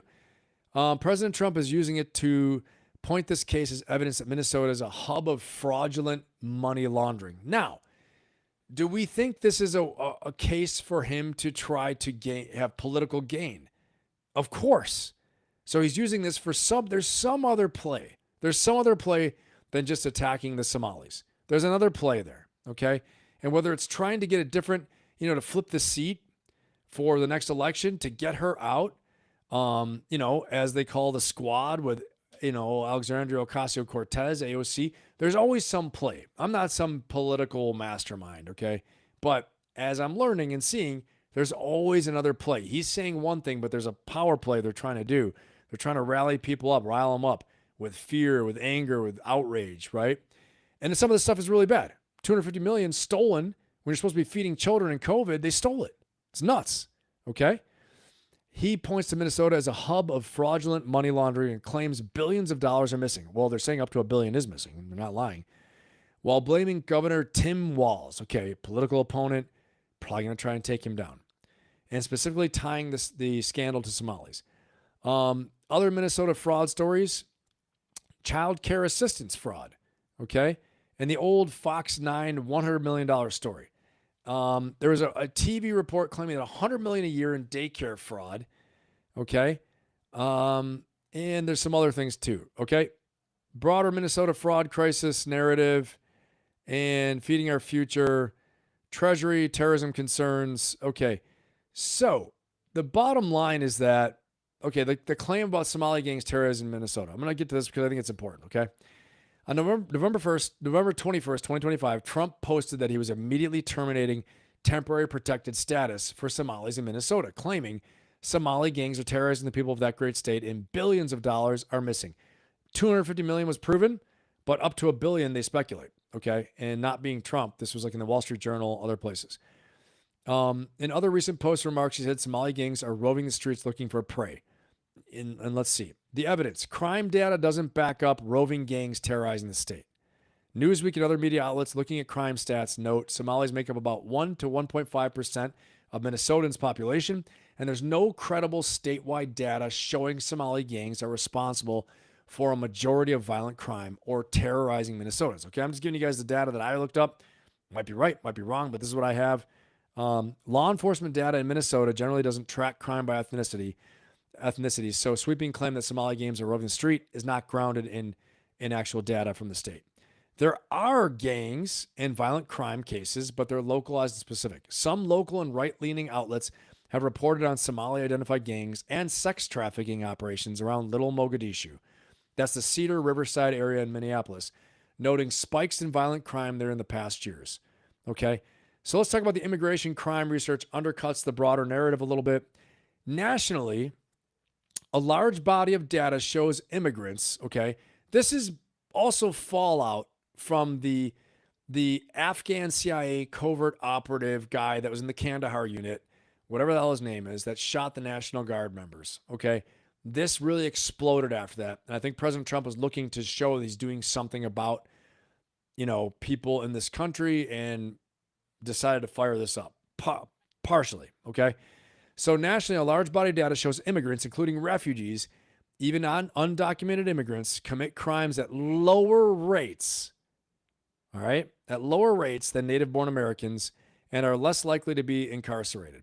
So we're not talking about numbers of like actual cases, but as the percentage in the country for the amount that's there versus the amount of natural-born Americans who, native-born Americans who has a higher rate and Americans born here do.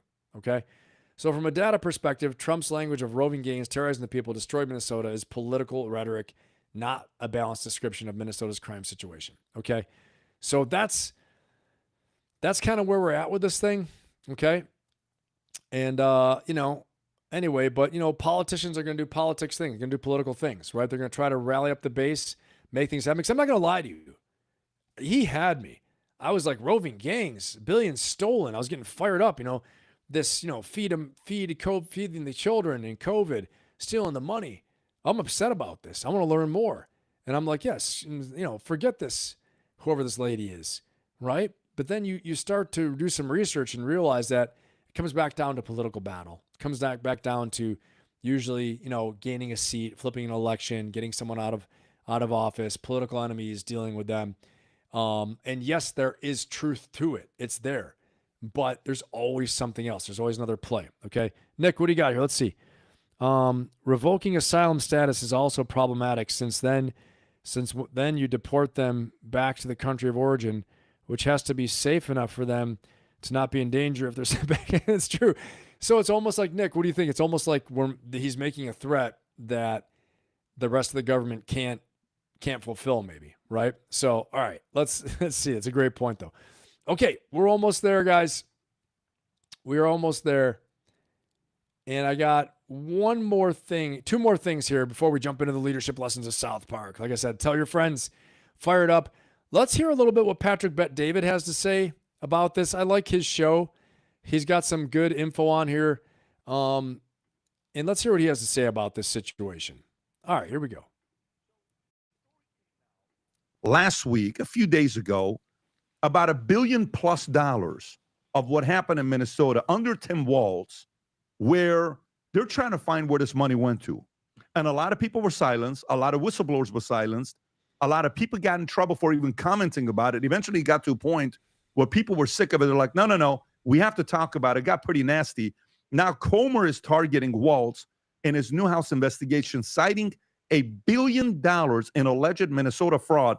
Kristi Noem comes out and says 50% of Minnesota's visas are fraudulent. And there's a couple things that happen. I just want to share this with you, and I want to get some of the guys' thoughts here from the business perspective. Rob, which clip is this one here? This is just a local news in Minnesota covering the investigation into Tim Okay, Walz. go for it. Could some of the money stolen in one of Minnesota's fraud cases have gone to a terrorist group? That's what the federal government is now investigating. U.S. Treasury Secretary Scott Bessent blames Minnesota Governor Tim Walz and the Biden administration, saying they are investigating allegations that hardworking Minnesotans' tax dollars may have been diverted to the terrorist organization Al-Shabaab. Republican members of the Minnesota delegation called on the U.S. attorney to investigate those allegations late last month. President Donald Trump has repeatedly blamed Governor Walz and Minnesota's Somali community for fraud and crimes in the state. Okay, so that's that clip. Now, Rob, if you can go to Kristi Noem, what she's talking. Wow. Okay. So there's a lot. The plot thickens, right? The plot's thickening, but there's a lot there to consider. There's so much there to consider. And then Kristi Noem saying that 50% of the visas are fraudulent. We're going to find more things out, okay? But I didn't realize there was a terrorist funding of terrorist money back to Al-Shabaab in Somalia, which is not a light thing. Al-Shabaab is a bad organization there, okay? Terror organization linked to Al-Qaeda. I remember, back in the day when I was active, hearing about them and looking at reports about them and all those things like that. And so very real. And if they're sending money back to Somalia and, God only knows where it goes from there. So I'm just saying there's a grain of truth to a lot of these things, but the plot's thickening just to keep our situational awareness up to understand, what's truth, what's fiction, what's an exaggeration. But we're going to find out more about that. But again, I think it comes down to political positioning, political power. All right, we're one step closer. I got one more super cool story for you guys, okay, before we jump into the leadership lessons of South Park. And if you haven't been here for that before, you want to stick around for it and for the follow-on video. Really got some great comedy content coming up very soon. Send you off right tonight, laughing your brains out. And you're right. Becky, I saw what you said. We're reaching biblical portions of this live stream. Frogs and locusts are going to come out soon. Biblical, cinematic, epic territory. Awesome. I see what you're saying. We're reaching that level of length of a movie or of a series. You're so right. Honestly, I hear you. I don't know how we've come this far, but here we are, and we're going to do it. Let's check this out. And I'm closing these windows as I watch them. Now, coming from Instagram, actually, of all places, we're going to talk a little bit about AI and what the hell's going on, because you guys deserve the best. I'm trying to bring you the best information. Here it is. Let's check this out. Okay?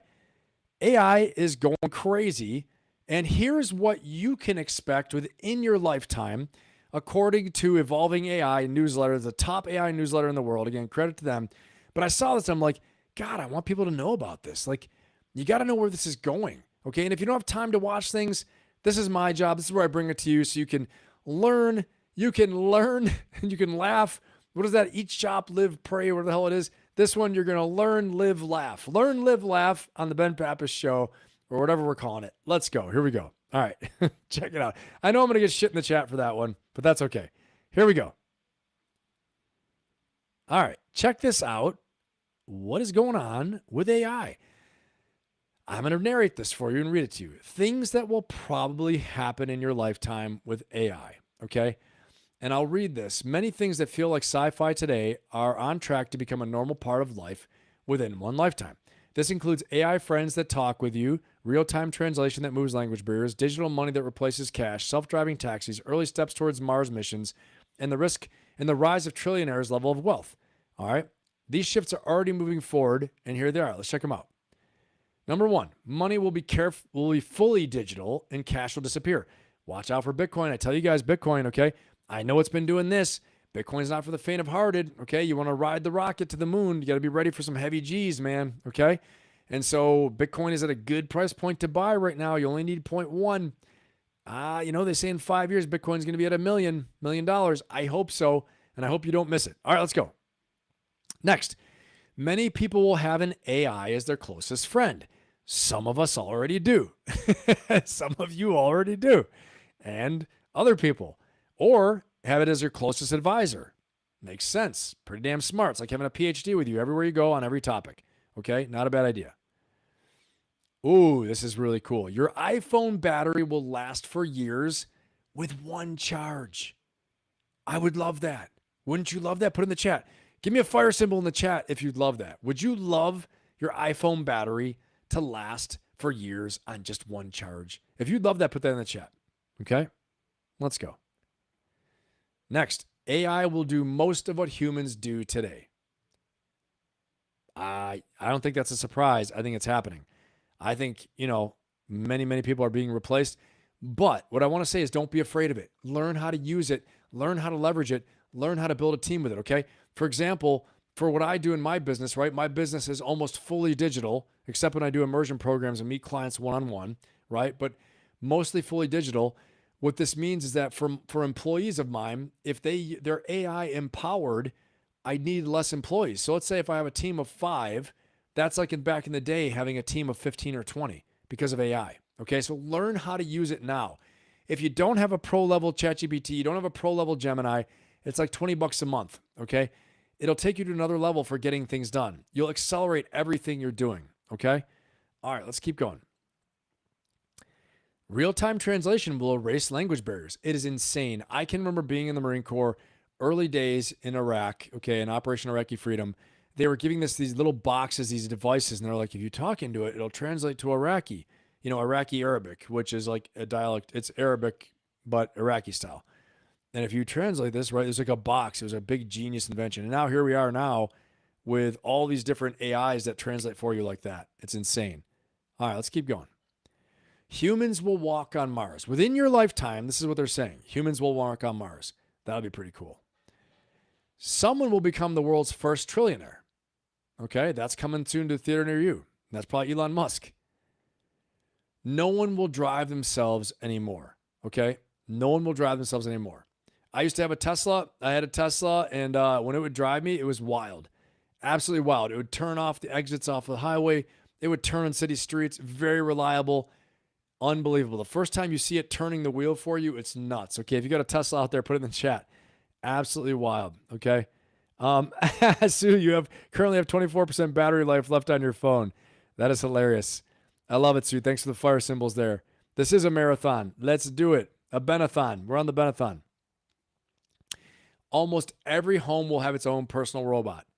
That's freaking crazy, right? But it's coming. I think Optimist robot from Elon Musk from Tesla is $18,000, I think. Space tourism will soon feel normal. I would love to do that. That would be wild. How cool, right? The global population will start to shrink. Wow. Because we can do less with more. Put in the chat. What do you think? Why will the global population start to think with more powerful AI? Is that because we can do less with more? With technology, we don't need as many people. Or I don't know. What is that from? Put in the chat what you think about that. I know, Nick, I'm sure you have an answer for me. I know my smart tech guys probably got an answer for sure. Tell me what you think. All right, let's keep going. The largest data center ever built will orbit Earth. This is so cool. Okay, I love all this stuff.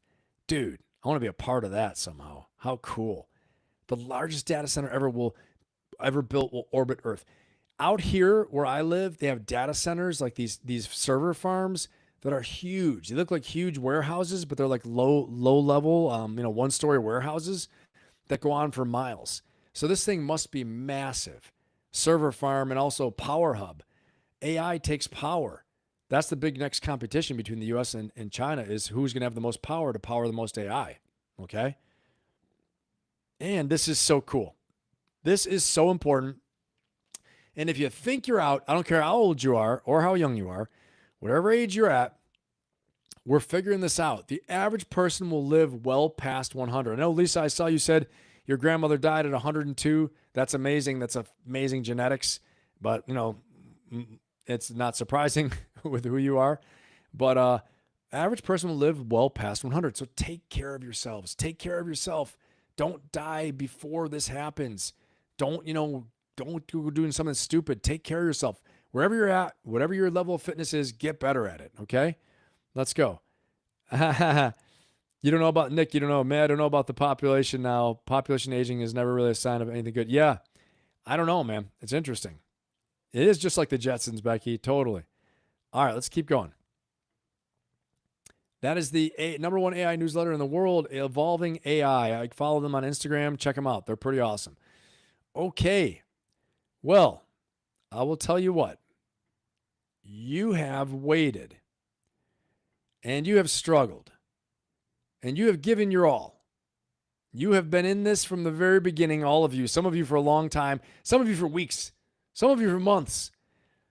And now we're hitting the moment that you've all been waiting for, and is what we've been waiting for. The leadership lessons of South Park. Let's do this. Woo! Here we go, baby. Tell your friends. I'm going to give you 30 seconds to tell your friends. Tell your friends it's kicking off. They didn't want to see all the other stuff. They've been waiting for this. Tell your friends. Post it on Instagram. Call them up. Tell them we're starting leadership lessons of South Park. Don't be afraid. Ben still has it. And I got a really good one for you guys today. I got the lessons of South Park's going to be awesome. And the follow-on video, awesome. All right. We got a little saga. Here we go. Ready? Let's freaking do this. And why South Park? Why do we do South Park? Because we can, damn it. That's why. And because it's funny. It's fun to make fun of people who take themselves too seriously. And that's what we're going to do. Okay? So South Park does it best with the satire. You think you're something. You think you're super serious. They're going to slam you. They slam everybody. Okay? I'd be honored if they slam me. Let's do it. Here we go. You know you made it then. If you made fun of them on South Park. You made something. I don't know. All right. Let's see here. I got to find this. Okay, here we go. Leadership lessons of South Park. Woo! We're doing it right now. All right, everybody. Here we go.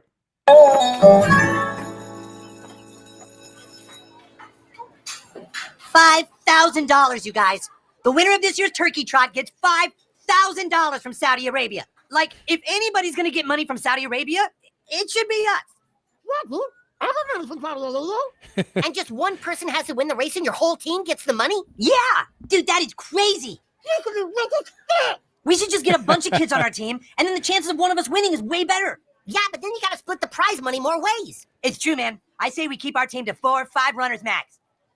Nobody said we wanted you on the team. Yeah, you kind of slow us down. Oh, no. Trust me. You want me on the racing team. I happen to be an expert in race science, you guys. I know a way to give our team an optimal winning advantage. Token. Hey, man. Listen, I was just wondering whose team you're thinking of being on for the turkey trot. Turkey trot? You know, the big foot race, Thanksgiving morning. First place wins $5,000 I for his didn't whole watch team. this before. Oh, I'm not really a runner. Yeah, right. Of course you're a runner, Token. Sorry, guys. Just give me 1 second. What the hell is he doing? I don't know.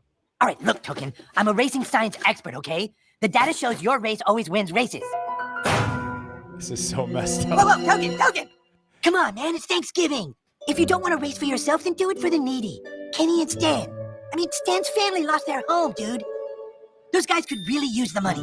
And all the analytics show that with you on the team, we can't lose. Could you just do it for Thanksgiving? All right, fine. Yes! He said yes!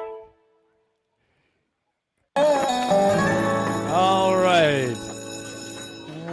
in the world. 5,000. All I gotta screen these things. All I did is watch the first like 10 seconds, and I said, okay, this is gonna be a good one. This is pretty funny. And I'm trying to tie in the next one. But yeah, so Cartman staying true to form, being his usual self. And there we have it. So it sounds like the boys are in a race sponsored by Saudi Arabia to win $5,000. And Cartman's trying to put a team together. They're trying to put a team together to win. Unbelievable. So what type of leadership lessons can we take away from this?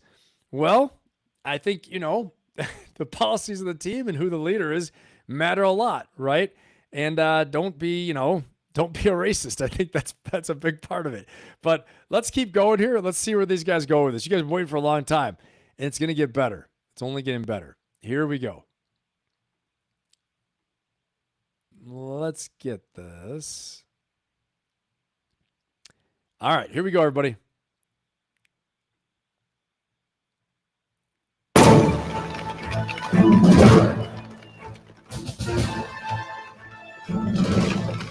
Come on, we gotta get that money. Fighting terrorists appear to be advancing northeast. Our plan, gentlemen, is to intercept them at this location here and get as much content as we possibly can. It's quite possible we'll also be needing to get content in this area, so be ready. 3rd Battalion, you'll be posting up here. I want you posting on Instagram and Twitter. Alpha Team post here, Bravo Team content there. All right, everyone, stand by. At ease, soldier. We heard there's a civilian uprising. Yeah, we don't need Homeland Security's help. We got it. We're just here to assist in any way we can. That's what Homeland Security does. Be sure to like and subscribe, guys. We've got it. Oh, no. This is not your content. Everyone like and subscribe to the Department of War. I'm sorry. This is nuts. Come on, we gotta get that money. I'm sorry. This is absolutely not exactly what I thought this was going to be. But this is South Park, and this is what happens. And we break down the barriers so we can all have a good laugh. I'm shaking my head too, man. If you haven't been here before for leadership lessons at South Park, it's only going to intensify, my friends. This is not for the faint-hearted. And I'm embarrassed to say that I'm embarrassed to say it. All right, let's watch the next one. Let's see what happens in the saga here. And then everybody can see the leadership lesson, right? The leadership lesson here is everyone can see when you're full of shit and all you're doing is trying to have a dog and pony show to show off and to get likes and comments and subscribe or whatever.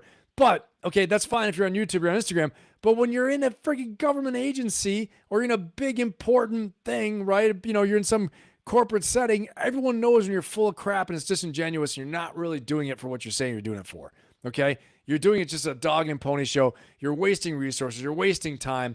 You're putting people through hardship and bullshit, okay? I'll never forget, there's this one guy that did this, retirement ceremony once, and it wasn't even, honestly, this guy, it wasn't even his unit or anything, and he got someone else's Marines to do a pass and review and to do a parade for him. I shit you not. I didn't even do a retirement ceremony. I was like, whatever, I'm leaving. Thanks, cool. I'm not going to waste anybody's time. That's just me, right? You should do a retirement ceremony. Marines out there doing it. It's good. I'm different, right? I'm a little bit different. And so, anyway, but he had a freaking parade. It wasn't even his unit. Weren't even his Marines. He made him do a freaking parade. This reminds me, that's nuts. Okay? Nuts. For the ego. I'm the great commander of the world, and we will get content, and we will stream on Instagram and X and everywhere with my content that's full of shit, and it misrepresents who I really am. What the frick? Okay? That's what it reminds me of. It triggers me. So, leadership lesson. Don't misrepresent. Don't be bullshit. Don't do a dog and pony show and waste resources, waste people's time just so you can look like you're the commander of the universe, right? Okay, let's keep going. More lessons to learn here. Let's go. I think South Park brings out some of my best commentary. Here we go. Oh, man. I didn't even know. Honestly, I watched the first 5 seconds of this one. I hope it doesn't offend everybody. Let's go.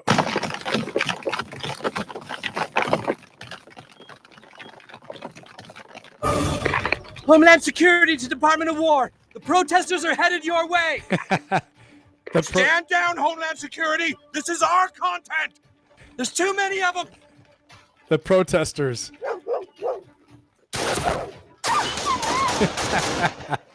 What the frick? What? Here they come. Everyone hold your positions. Department of War will not be intimidated.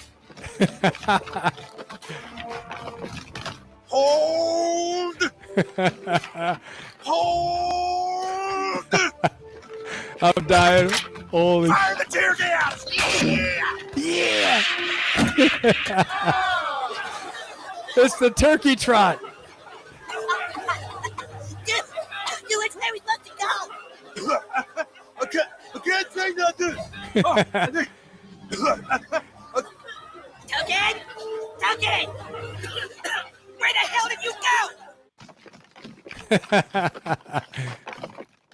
All right.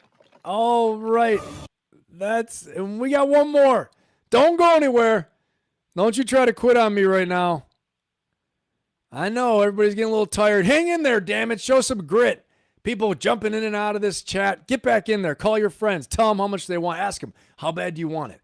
How bad do you want to see South Park right now? How bad do you want to be a part of this chat community, damn it? Get them back in here. Whoever left, call them. Be like, hey, Ben's saying you got to come back. I'm just saying. I don't know. You talked all big like you're tough and all that, but we start getting the nitty gritty in South Park and you leave. I don't know. How dedicated are you? You got to ask yourself. All right, we got one more. We got another one here. So what's the lesson in that one? I don't know. The lesson is have a gas mask, number one, so you don't get off mission. You win the 5,000. Number two, I don't know, improper use of force probably with the Pete Hegseth character. Boy, he's dressed like Patton and a dictator and all this stuff. I love when he fired the missile. He goes, yeah. That's one of my favorites right there. Oh, yeah. Here we are, baby. And we're not crescendo. We're not done. The cherry on top is coming. I got 2 more videos. One more little South Park clip, believe it or not, marathon tonight. And then I got one more after that. That's actually freaking nuts hilarious too. Okay, here we go. Let's see what the hell's going on in the honor of Bernie Mac, one of my favorite all-time comedians. I'm cracking myself up. Thanks, Sue. This is fun. Okay, let's check this one out. Now, everyone has to beware because this is happening. You're going to face this very soon.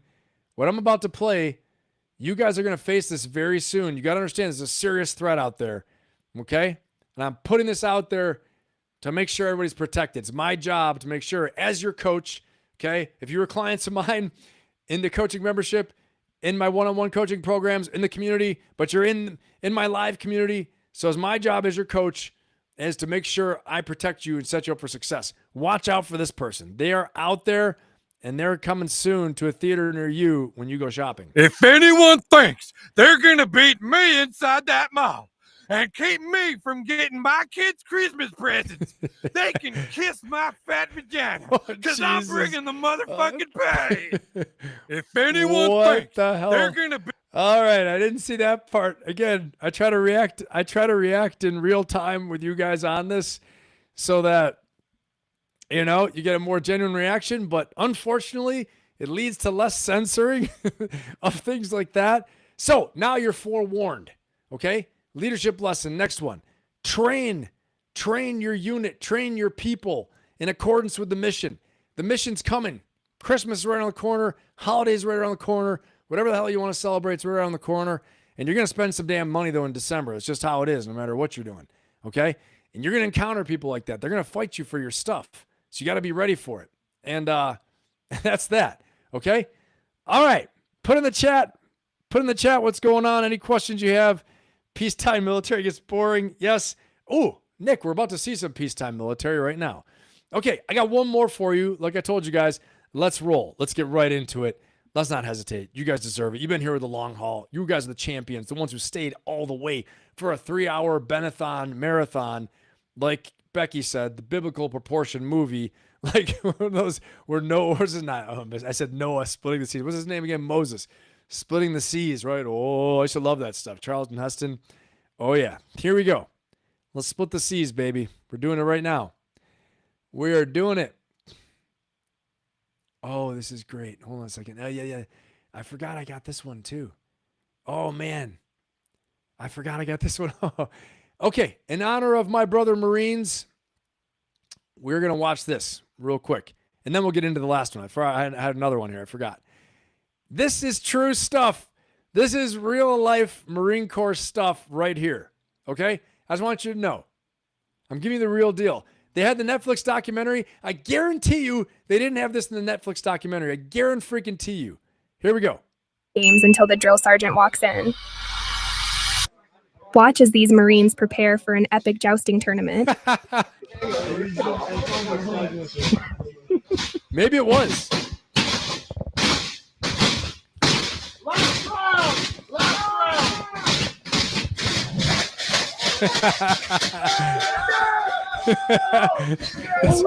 Maybe we should bring back jousting.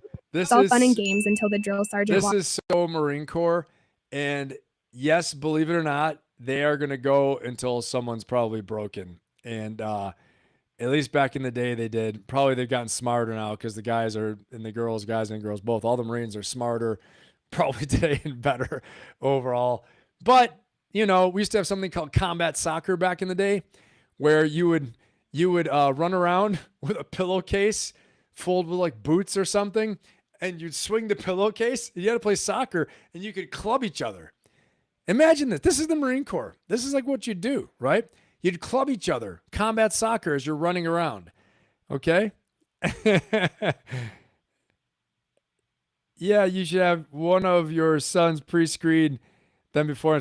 Yeah, I don't know. But they might even get worse then. The South Park might get worse if my sons pre-screen it. They'll be like, yeah, that's a better one. Here's a better one. So we'll just roll with it. And no prior knowledge. I did not order the double strike on the South Park.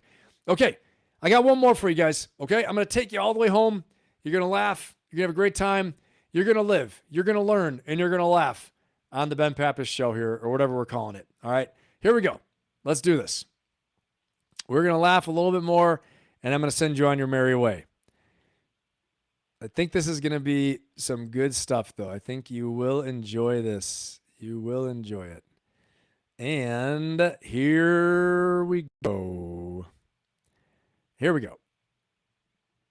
3, 2, 1.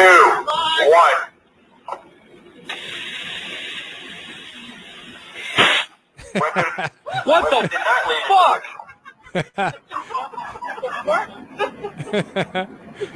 Get him.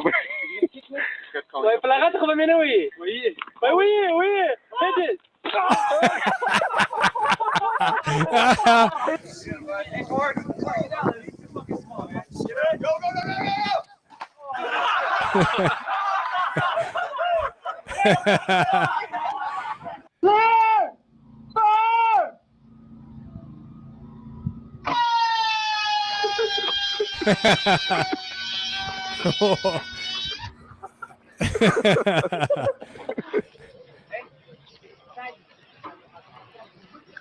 Oh, shit. That would have killed him. That would have killed him. He'd be dead. Holy crap.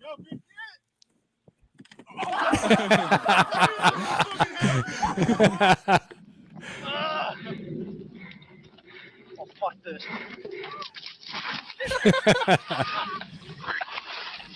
Oh, fuck. Now you got...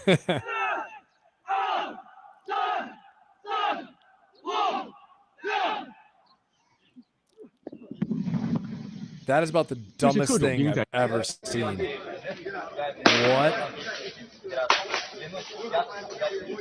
Уходи!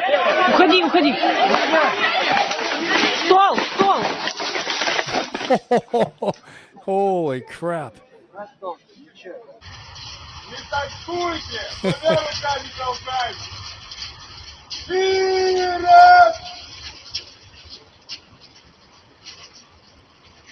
It's got to be Russia or somewhere. What in the world? That's insane. Now, we've seen this one before. That's terrible.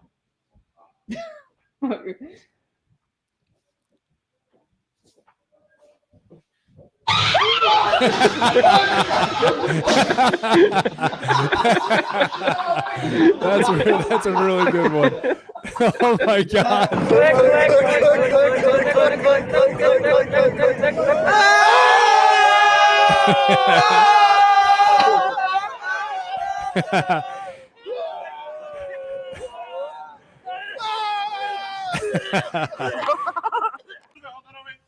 Oh, we've seen this one before, but if you weren't here for it, you gotta see it. Holy crap. Oh.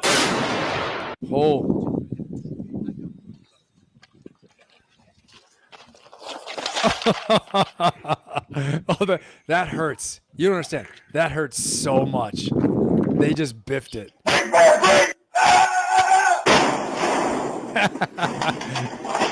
What an idiot. What the hell? All right, one more.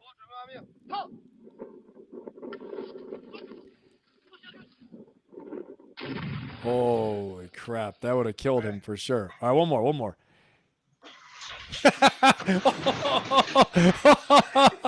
I didn't see that one coming. Oh my God. Of course, those are Marines right there. All right.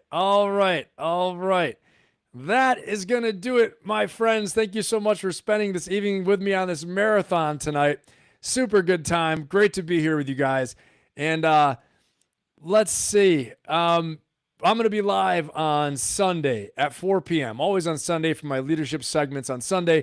We got a great interview coming up on Monday, everyone. Monday at 1 p.m. Going to be interviewing Jay Dorlius, the founder of the Green Beret Chronicles, also the founder of the War Room podcast, and now Operator's Edge, which I'm a part of and a co-host of.